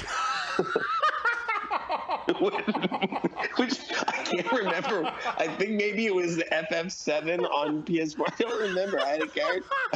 But that's definitely one of my top successes. Anal bead. So think about the singular rather than the plural. It's just so endearing. That's really that's what pushes it over the edge from just being funny to being hysterical. It's the singular instead of the plural. Yeah, anal bead. It's really good. So anyway, the point being that yes, if Dragon Warrior was amongst those games, 100%, that might sell me. Continue. Okay, so Dragon Warrior, Faxanadu, Mother. Oh, Faxanadu, bitch. Yeah, right? Tetris to the earth. Come full circle. Back to fucking Faxanadu. Back to Faxanadu, I know. Amazing. So, yeah, which would be dope. So, Short Order and Eggsplode, which were fucking two. Did you ever play that shit? No. They were 2 different Power Pad games. So, Short Order was. They're Power I Pad had this games, shit. dude. I knew a kid in 2nd grade named Ryan Macy who had a fucking Power Pad, dude. Everyone in the class is jealous. Sorry, continue. Dude, it was dope. So Short Order was a game where you had to make burgers. So, 1 and 2 would be bun, 3 and 4 would be lettuce, 4 and 5 would be burger, and 5 and 6 would be tomato. So Homeboy would show you. It was basically like DDR. It was like DDR meets Simon. Simon. So Homeboy would show you the burger he wanted. It would start easy. It would be like bun, burger, lettuce, tomato, bun, and then it would disappear. And then you've got to go jump 1, 2, 3, 4, 5, 6, 3, 4, 5, 6, and then cool. And then eventually it just builds up till there's like 100 of them, which is crazy. Then the next one, Eggsplode, showed an array of I want to say either 12 or 16, like a 4x3 or 4x4 square of hens sitting on eggs, and this dog would run through, I guess the hens were just sitting on nests. Oh, that's right. The hens are sitting on nests, and this dog would run through, and he would put bombs under the chickens, and the chickens would also be laying eggs. So you had to jump on the corresponding 2 numbers that corresponded to the chickens with the bombs under them, and not jump on the ones with the chickens with the eggs under them, because you'd lose life, and because the chickens had to wait until they hatched and the eggs, like the little chick, flew out. That game, and of course, shit right here. it would speed up so much. Like, I was a fucking active kid. I used to play that shit till I was dying. So, okay, Short Order and Eggsplode. Then Mario 3, Super Spike Volleyball, Pinbot, Final Fantasy, Snake Rattle and Roll, so good. Barker Bill's Trick Shooting, Nest Play Action Football, Dr. Mario, Fire Emblem Shadow Dragon, The Blade Light, Nintendo World Cup, Star Tropics, Stealth ATF, Super Mario Brothers Duck Hunt World Class Track Meet, Super Ball, Nintendo World Cup, Battle of Olympus, NES Open Tournament Golf, Shin 4, Nin Uchi Mahjong, Yakuman Tengoku, all right, more Mahjong, Solstice, The Quest for the Staff of Demnos, that game is dope, Super Mario Brothers and Tetris and Nintendo World Cup, I never knew that existed, Battletoads and Double Dragon is okay, Fire Emblem Gaiden, Mega Man... Whoa. Battletoads and Double Dragon was an NES game? Yeah. Really? Yeah. I did not know That is correct. I know Released in the original 1992. Battletoads was an NES game. Now, I think there was also a SNES version. Yes, it was released on NES, Game Boy, and SNES. Okay, all right. So there were 3 versions of it. All right, we're almost done here. Wait, so you're saying Battletoads and Double Dragon was Nintendo first party? Published. Okay, all right. These are games that were published by Nintendo. Okay. So I believe that means they have the full rights to it, and it might as well just be a Nintendo first-party game. It's not first-party developed because they published it. I believe in terms of licensing, they are able to license that shit much, much easier than they would if somebody else published it. Yeah. So, all right, Mega Man 3, Guardian Legend, Yoshi. What the fuck? Yoshi? Yeah, dude. Yoshi. Wait, just Yoshi, not Yoshi's Cookie? Yoshi's Cookie is next. Okay. Is this a puzzle game? I think it was a puzzle game. Yeah, it's a puzzle game. It is. Oh, right. Okay, I know what this is. Yeah, no wonder I don't give a shit about it. Yoshi's Cookie, Joy Mech Fight, Kirby's Adventure, Mario Brothers Classic Series, Mega Man 4, Mega Man 5, Tetris 2, Mega Man 6, Zoda's Revenge, Star Tropics 2, and Wario's Woods. Okay, so that's a pretty hefty list, brah. That is definitely a very hefty list.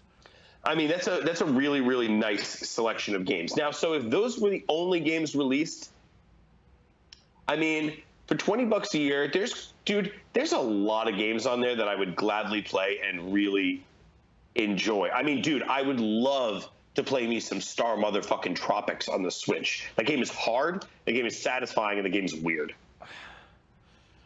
And what are those, like the three like tent poles of any good game?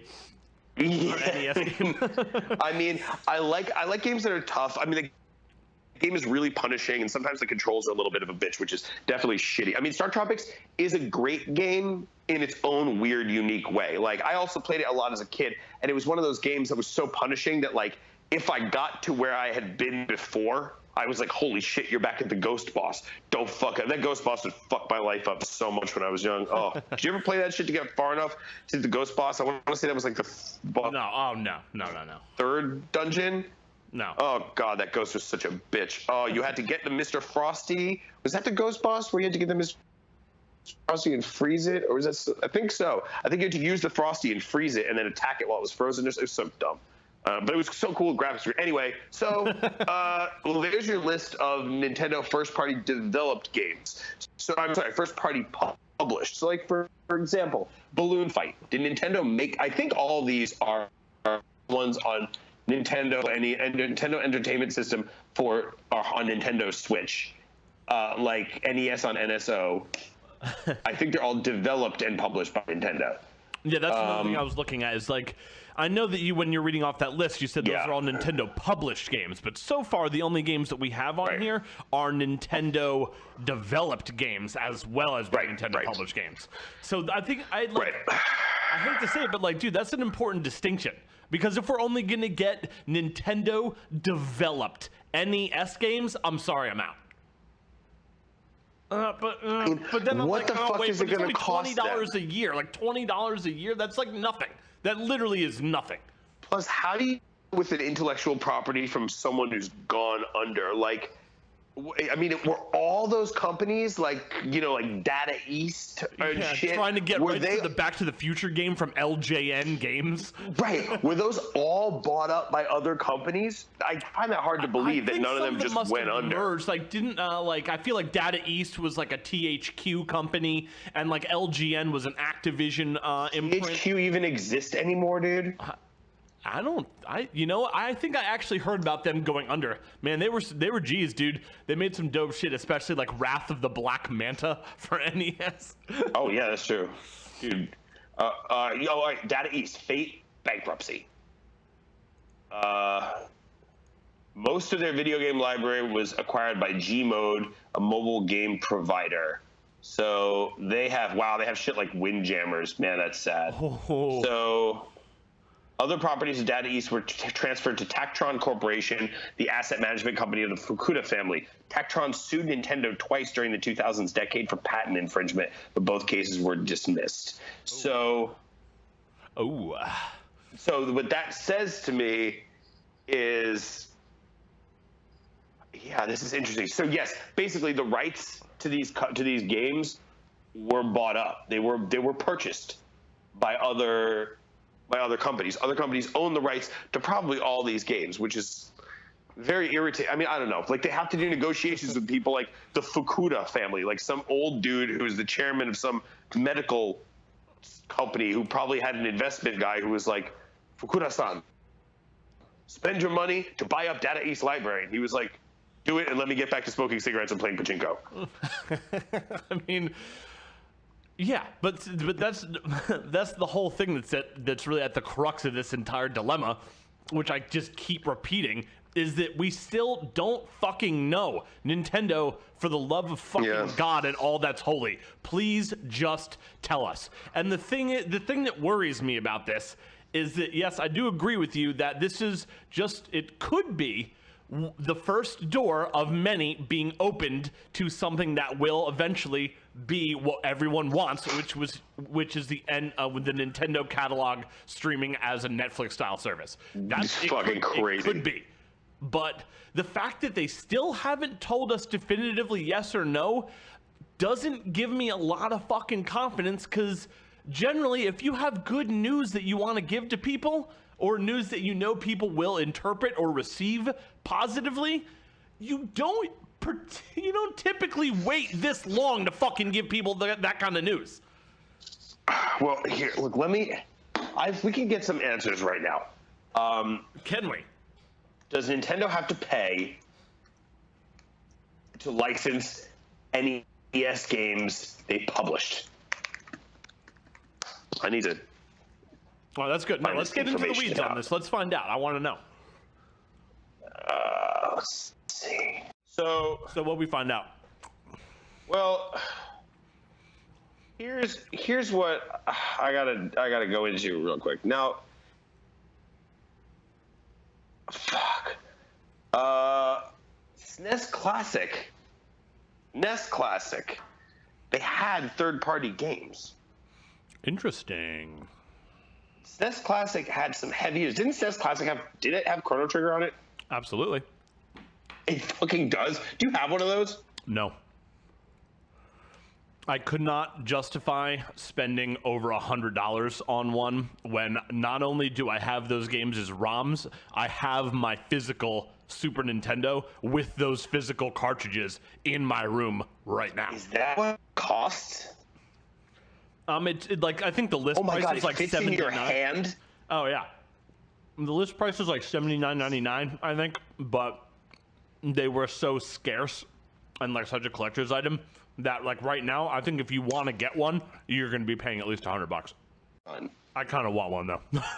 Oh, dude, I fucking totally want one. They like can't believe it fits in your hand. The Famicom one looks so much more though. Sorry, little SNES buddy. The Famicom one looks way hotter. Oh, hey, you can get one for $99 right now off Amazon. Yeah, that's not bad. And of course, dude, Star Fox 2 on that shit. That's cool. Incredible. See, they did that? And also the game is fucking incredible too. But this is the thing that I don't understand, and I think we have to consider, does this kind of shit play into their plans at all, right? Because you got to think, they put out the NES Classic. People went fucking batshit insane over it, dude. Berserk. They went berserk over it, yes. Berserk. And then they released the SNES, the Super Nintendo Classic. People go even more berserk over that. Even more berserk. And they do something which I don't think anyone in a million fucking years would have thought that they would do, which is they take Star Fox fucking 2 and actually release it. A brand new, unreleased Super Nintendo game. And they release it with that shit. A new Super Nintendo game that they put out with that. Yeah. I don't think enough is mentioned about just how fucking crazy the fact that they did that ROM has been floating around for like almost 20 years. Oh yeah. And it was okay. So no Chrono Trigger on this, but all right, here are the first party games. Not on there? Oh, but Secret of Mana is. That's the thing. Ready? I'm going to give you the first party games. Mario World, Mario Kart, Link to the Past, F-Zero, Super Metroid, Super Punch-Out, Donkey Kong Country, Kirby Superstar, Kirby's Dream Course, Star Fox 2, Yoshi's Island, Mario RPG is Square. So let me dial that back. And Earthbound. The third-party games, Super Street Fighter 2 Turbo, Castlevania 4, Mega Man X, FF6, Mario RPG, Ooh, FF6 was on there. Holy shit. Secret of Mana, and Super fucking Ghouls and Ghosts, bro. Every game on this system is an absolute titan. Yeah. Oh. I could not have put it better myself. Absolutely. There's multiplayer. There's RPGs. There's Mario Kart. Sure, you've got Super Metroid. There's seriously is like hundreds and hundreds and hundreds of hours of gameplay in this thing. This is seriously like the game selection is incredible. But the point is, they got third-party games from Capcom, Konami, Square Enix, and I believe that's it. Yeah, it's all Capcom, Konami, and Square Enix. It's 2 Capcom games. 2 Konami. Oh no, shit! Who did Super Ghouls and Ghosts? Well, Capcom. Did they? Yeah. Was it? Yeah. Oh yeah. I feel like it was Capcom. Yeah. Okay. So that's 1. All right. So Street Fighter, Mega Man, Ghouls and Ghosts. That's Capcom. Castlevania. Contra 3. Oh shit. Castlevania and Contra 3. Konami. That's Konami. And Final Fantasy 6 and Secret of Mana and Mario RPG Square Enix, although that probably counts as technically as a first party game. So the question here is, do you think that those games were specifically chosen from those other third parties for that reason? Because that they were, from third parties they could get the licensing for and shit, realistically? And also, the question is, seeing how they got that for the SNES Classic, and seeing how fucking crazy people went over it, why would they not release those for the Switch? Yeah, it stands to reason that it's very, very, very possible that all of these games were set up in a licensing agreement to get them on Switch. Of course, maybe not, because that would stop the sales of the SNES Classic, but, I mean... Would it, though? Would it, though? What about Classic? Okay, are any of the... There have to be crossover games on the NES Classic. Let's see. No, not SNES Classic, you piece of shit.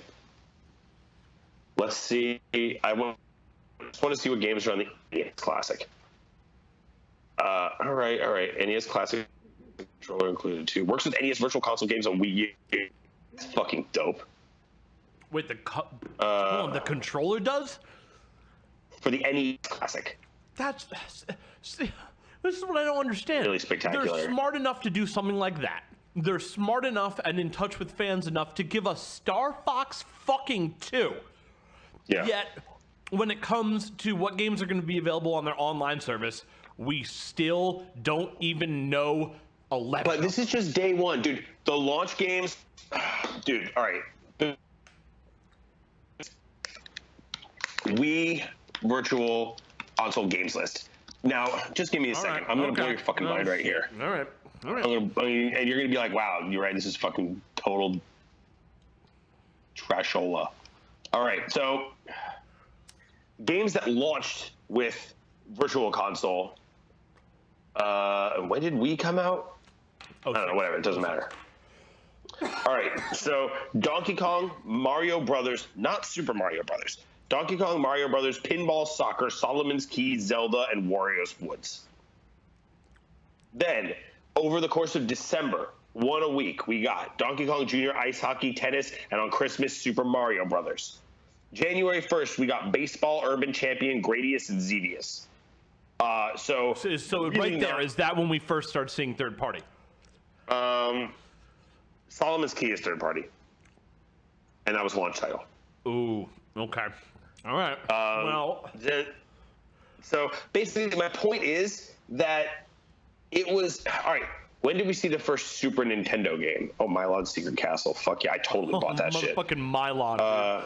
Milon's Secret Castle is tight as a motherfucker.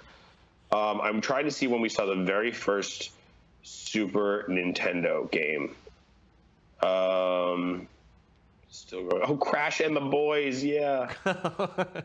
And the boys. Oh, Super Nintendo did launch with it.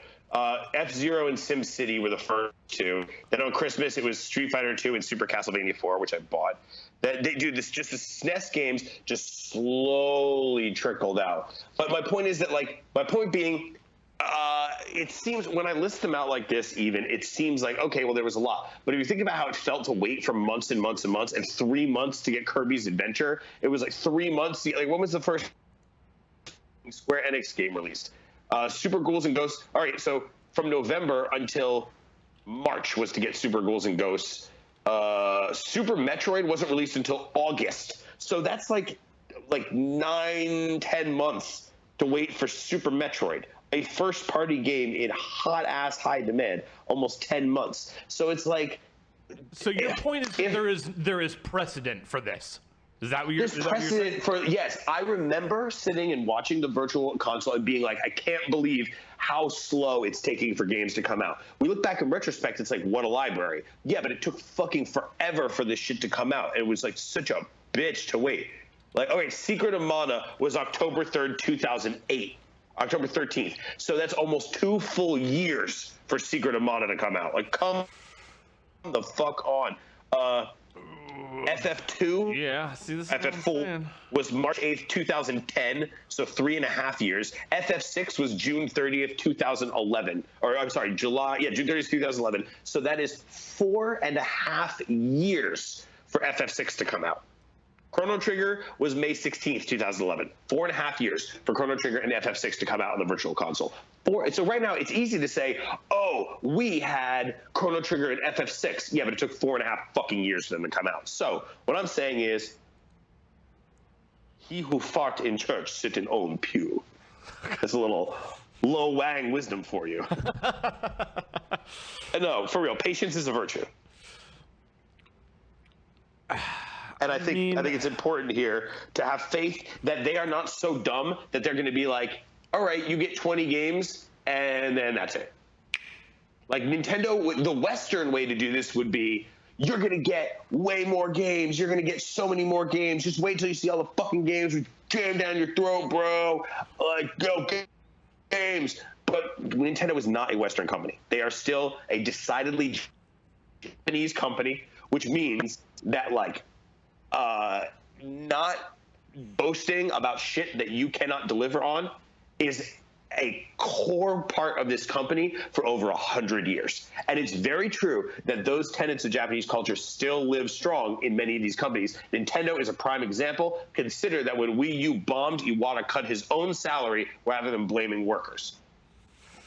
I mean that's pretty fucking Japanese. G. Yeah, Iwata is a fucking G. He was an insane G. I mean, that's very Japanese. Such a G. Such a G. Fucking shout out Iwata, a man who fucking developed the Kirby games, the man who, while he was already president of Nintendo, stepped back from his daily duties to fucking go back to development, to develop the OG Smash Brothers.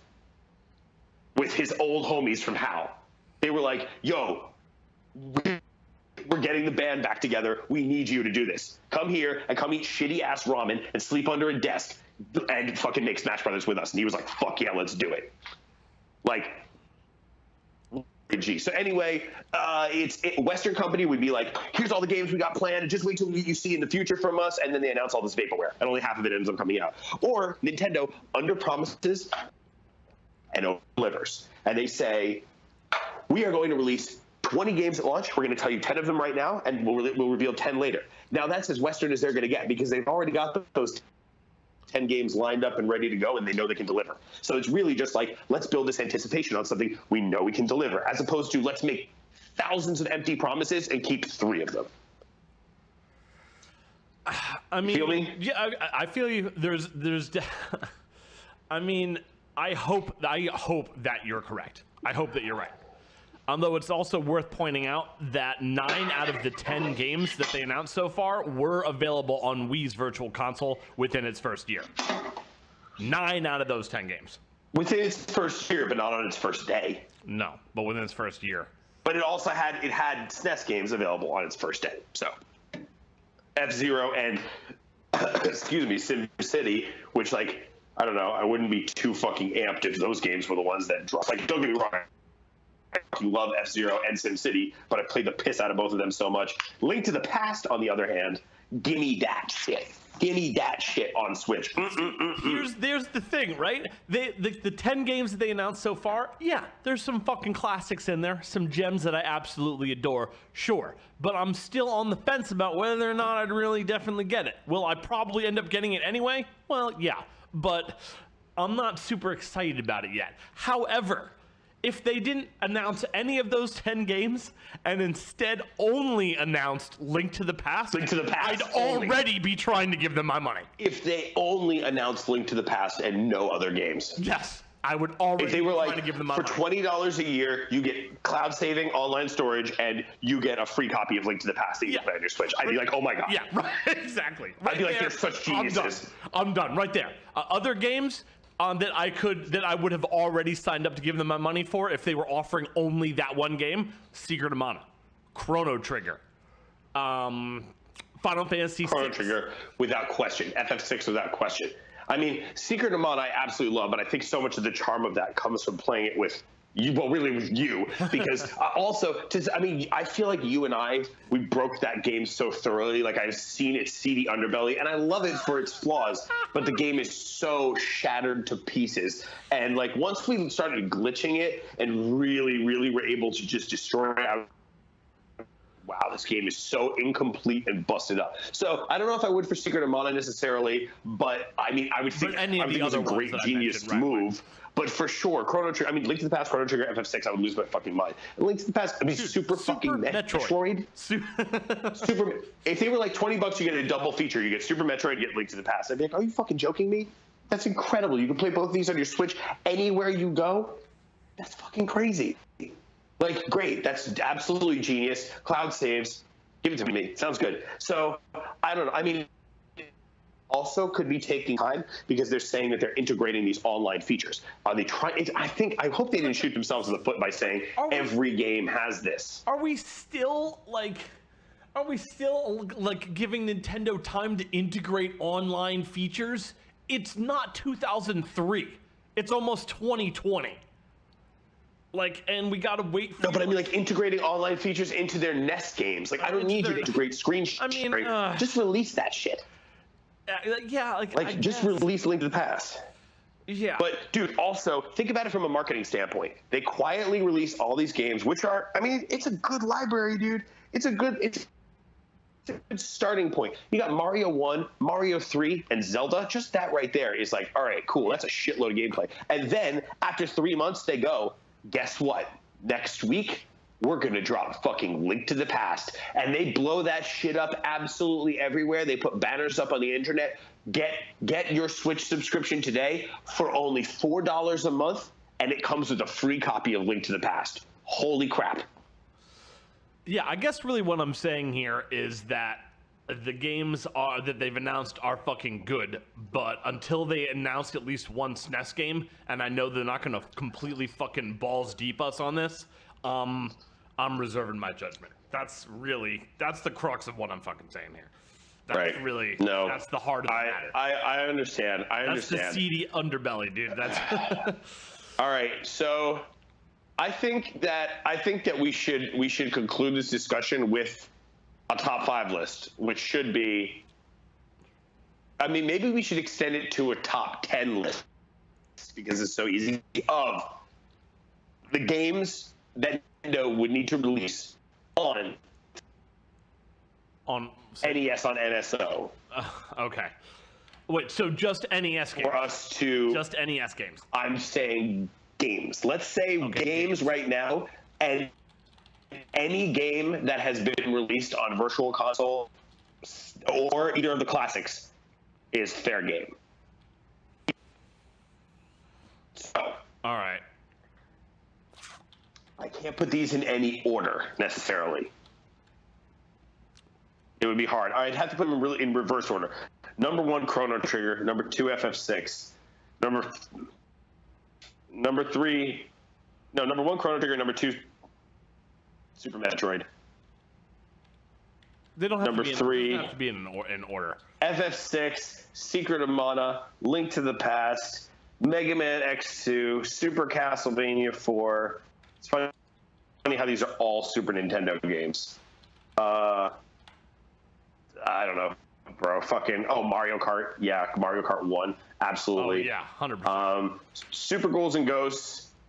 And shit, what's one of the other ones? I don't know. It doesn't really matter for the 10th one. I don't really give a fuck. What's at that point? Like, shit. Mario fucking World. Just like, why not? I'll play Mario World anytime. The game's amazing. I have that on my list too. All right, so what's your list? Pretty much, I've been writing them down. I started writing out, I got 4 in before you started reciting them, and your first 4 games were exactly mirrored the list that I wrote, which is Chrono Trigger, Metroid, FF6, Secret of Mana. Right there, top 4, 100%. Right. Then Mario World right behind that. Link to the Past, definitely Mega Man X2. X2 over X, yeah, definitely. I mean, the thing is, X1 is phenomenal, but I played a lot more of X2 than I did of X1, so I have a special place in my heart for X2, even though I do love, like, Boomer Kawanger from fucking X1. X2 I have played and beaten like a million times. You know what else I'm going to say? I'm going to say Mortal Kombat. Mortal Kombat 2. The OG? Mortal Kombat 2 is way better. Yeah, I could play that. Did Mortal Kombat 2 on SNES have blood? No, it had... Mortal Kombat 1 did not. I feel like maybe they brought the blood in from Mortal Kombat 2. Let's find out, because we owe it to our listeners. We do. Did MK2 on SNES have blood? That's part of what we do, is ask these questions and answer them. Oh, here we go. Okay, cool. Blood. Oh, blood, bitch. Blood. No. Oh, God, no. SNES version. Because of the poor sales of the censored SNES version of the original game, Nintendo decided to allow depictions of blood and fatalities this time around. This version had no formal rating, but a warning label was put on the game's box to inform prospective buyers of the mature content. The Japanese version was censored to a degree with green blood for all fighters, and the screen colors turning black and white for all character-specific fatalities. That's really interesting. So, yes, there is blood. Great. So we're going to add that. That's going to be Mortal Kombat 2. 2 is great, dude. 2 is awesome. 2 is amazing. You know, I would say Super Street Fighter 2 Turbo. That's one of that. I almost put that on the list. I don't really like fighting games just as a general rule. Just because it's not my thing. I'm just bad at them, and as a child I got very sick of my friends, because you know the only time you could really play it right was you'd have to go over to your friend's house. I had one friend who had Mortal Kombat. I had another friend who had fucking Street Fighter 2. So whenever I'd go over to the one guy's house, we would always play Mortal Kombat, and he'd always beat the fucking shit out of me because he owned the game and could play it all the time. And the only times I ever got to play it was when I was at his house getting my ass kicked. You know, so I don't really like fighting games that much, but Street Fighter 2 Turbo, it was just so fucking awesome. I would also gonna say Kirby's Dream Land 3. Kirby's Dream Land 3 is amazing. Superstar is my favorite, though, in the SNES series. Superstar is fucking nuts. With 8 different games and massive amounts of multiplayer. Superstar is fantastic. I will also... It's insane, dude. I'm gonna go ahead and say fucking Donkey... I think it's Donkey Kong Country 3. That is the favored of all of them, but the original Donkey Kong Country will always be mine. I like the OG, maybe just because I never beat the other two, but I always preferred the OG because I played it 10 million fucking times. Superstar looks so good. I'm looking at a screenshot of it right now. Superstar is so good. Superstar is so good. 8 games, 8 fucking different games, at least 3 of which are full length, co-op games. The first one is a remake of the original Game Boy game. The second two, The Revenge of Meta Knight, was I believe that's the first appearance of Meta Knight in the whole series, and it's really, really, really good. Oh my god, there's just so many fun games. There's Milky Way Galaxies. There's the mining one where you have to collect treasures. Then there's the mini games like Megaton Punch, where you have to like do these quick little versus somebody else who's quick little like timed things, and whoever does the best timing punches the furthest. Then there's the like blade of whatever, where you do the samurai duel, and when it flashes an exclamation point on the screen, you have to touch the button the fastest, and that's who wins the samurai duel. So cute and fun. Even though it's basically a quick time event, because it's versus, it's really great. I'm also gonna go ahead and say, like, dude, Turtles. I know we mentioned this. Turtles in Time. Dude, Turtles in Time is just oh so my God. fucking good, dude. It's so fucking good. Man. What would I bump the amount of strategy involved in that game, and like how deep the fucking controls were, and all the shit that you could do in it was really, really incredible. Yeah. I'm also, dude, I mean, we're not probably way past 10 at this point. But, yeah. Dude, the 3 Super Star Wars games, they were so fucking impossible, but they were so good. Super Star Wars, Super Empire, and Super Return of the Jedi. Unfucking believable platforming games. I'm impressed. Say what? I'm impressed. I didn't know they were like that good. Really? Oh my God, they're amazing. If we're gonna have to put all the Marios into one, I would just say Mario All-Stars. That fucking cartridge. Oh yeah. The amount of gaming value in Mario All-Stars. Well, you could do Mario All-Stars plus World. Technically, that's but that's not. But dude, wait. Have either of those games been released? Was Mario All-Stars released on Virtual Console? I don't know. Had to be, right? I don't know why. Okay. Well, because that was part of the rules. What? But really? I already forgot. One of the rules was it has to have been released on any of the virtual consoles or... Oh, yeah. I don't know. I really don't know. No. It doesn't look like it was on Wii. Huh. Which makes sense, because why would they shoot themselves in the own fucking foot? Let me check. Like, why would you buy Mario 3 for $5? No, as of 2016, All-Stars was not released. Right, because, and what everyone's comments say is, why would they do that when they can get all this money from you for buying each one of these individually, which totally makes sense. Yeah, I mean, that does. Right. There was a full-price re-release. Oh, they did a full-price re-release of Mario All-Stars plus World, really? Oh my God, that's a little... Is that true? I always thought that game was a pack-in. I didn't know, like... Oh, dude, yeah. Hold on. Remember, they did this version of Super Mario Brothers All-Stars for Wii that had this, like, Famicom packaging. It was beautiful. Wait, so, yeah, of course they didn't release it. Isn't in All-Stars plus World... doesn't Luigi, didn't they change the way Luigi plays? In Mario World, I think maybe they gave Luigi in Mario World. Oh my God, I'm looking at the box art for it. Holy shit. Yeah. They really put it out as just a fucking box. Good God. I think they gave Luigi his Mario 2 powers. Yes. That's fucking weird. Really weird. The Super Nintendo that I got as a kid, like, you know, I think I got a Super Nintendo for my birthday, but the one that I got was the one that came packed in with Mario All-Stars. And okay, dude, amazing. I just wrote, does Luigi have? And here are my favorites. Okay. Here are my favorites. Does Luigi have a mustache? Does Luigi have a last name? Does Luigi have a daughter? And the number one question, does Luigi have nipples? Is that because of the Mario Odyssey thing, but where it's, like, you can get him in his, like, swim trunks or something, and like I don't know. I don't know. Is he in that game? No, I'm saying Mario. You can see Mario's nipples in Odyssey. So why are they asking about his nipples, dude? Because the question remains unanswered for that. I can't believe so many people Googled, does Luigi have nipples, that it's the number one question. So many people. Does Luigi have nipples? Why are people asking if he has a daughter? I don't know. Jesus, nipples? Come on, internet. What the fuck?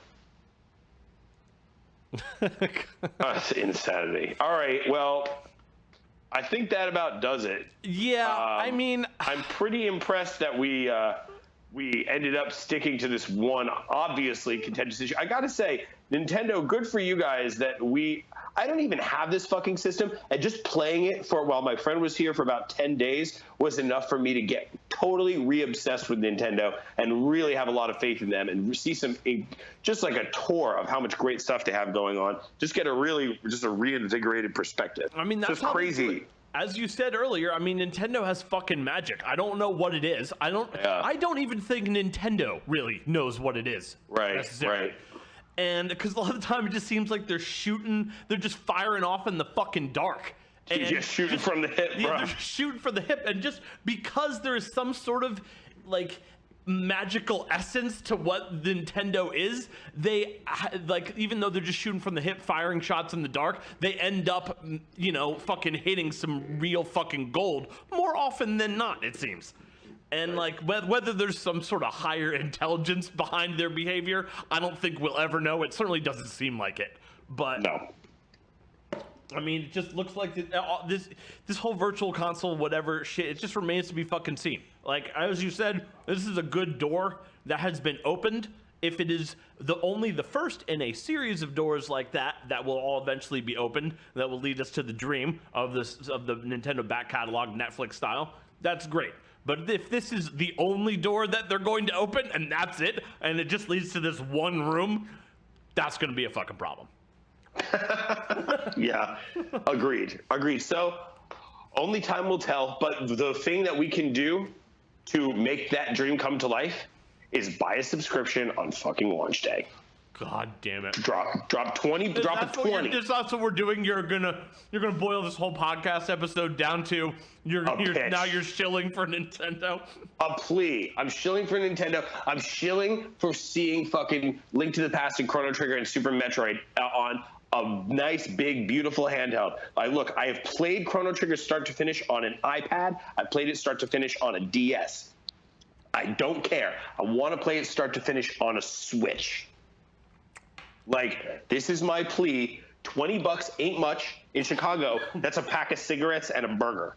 Yeah. And this is over the course of an entire year.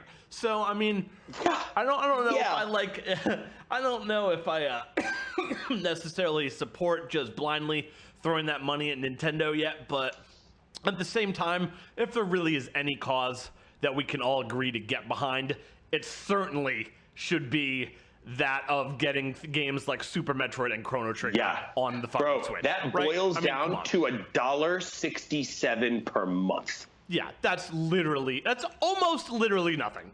It's almost nothing, dude. That's couch change.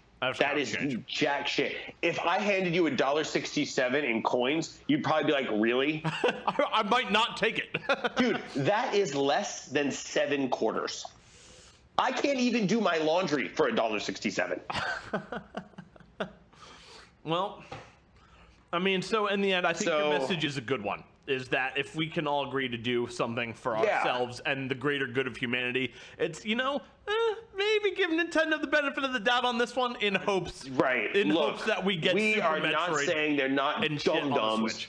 Their fucking chief programmer ran around in caves when they was a kid. Like, we know that they got major probs, and there's no question about that. We fucking cut them apart for all sorts of shit. However, like, the dream can be alive. Let's, just like people supported for NES Classic and SNES Classic, remind them of what we want, show the money, and they'll do it. They know that they can't just drop these 10, 20 games and expect that to keep the fucking coin coming in forever. People are doing this. The end of it. This can't be the beginning and end. No way. So I think we can agree on that. It's not just cloud saves. No way it's not just right. No, there's not just cloud saves and online play. They're not going to keep people hooked with that. They're not going to keep people paying with that. Like, yes, you drop $20 for the year, they've got you hooked for the whole year. But they don't want you for 1 year. The Switch is only in the second year of its life cycle. Like, they are looking to get your money for the next, 3-4 years. They want like $60 to $100 of your money. And if you consider how well the Switch has gone over, you know that there is already a Switch version 2 that has a better graphics chip in it. What's it called? The mid-gen refresh? Yeah, the mid-gen refresh. If you thought that shit was only coming to PS4 and your boy the Xbone, you are fucking wrong. There is going to be a Switch version 2. It's going to have a Tegra 2 processor, whatever the fuck it needs, and Nintendo is going to milk this motherfucker, hopefully for a long time to come. Yeah, just gonna milk it from Luigi's non-existent nipples. Yeah, exactly. So thank you everyone for fucking, if you've once again, if you've listened to us for this whole episode all the way through, we really appreciate it. Like, comment, subscribe, and as we said before, if you can afford to, give us like $1 on Patreon. Come on. Yeah, right. I'm certainly very curious as to people's thoughts on this issue. Given that it was so hot, just talking this whole time, I definitely want to hear comments about this. I'm very curious as to what other people think. So definitely drop comments. Fucking tell us if we're completely insane, if you think this thing is chaos, or if you agree with our potential forecast here of what dreams may come. Let's find out. Let's find out together.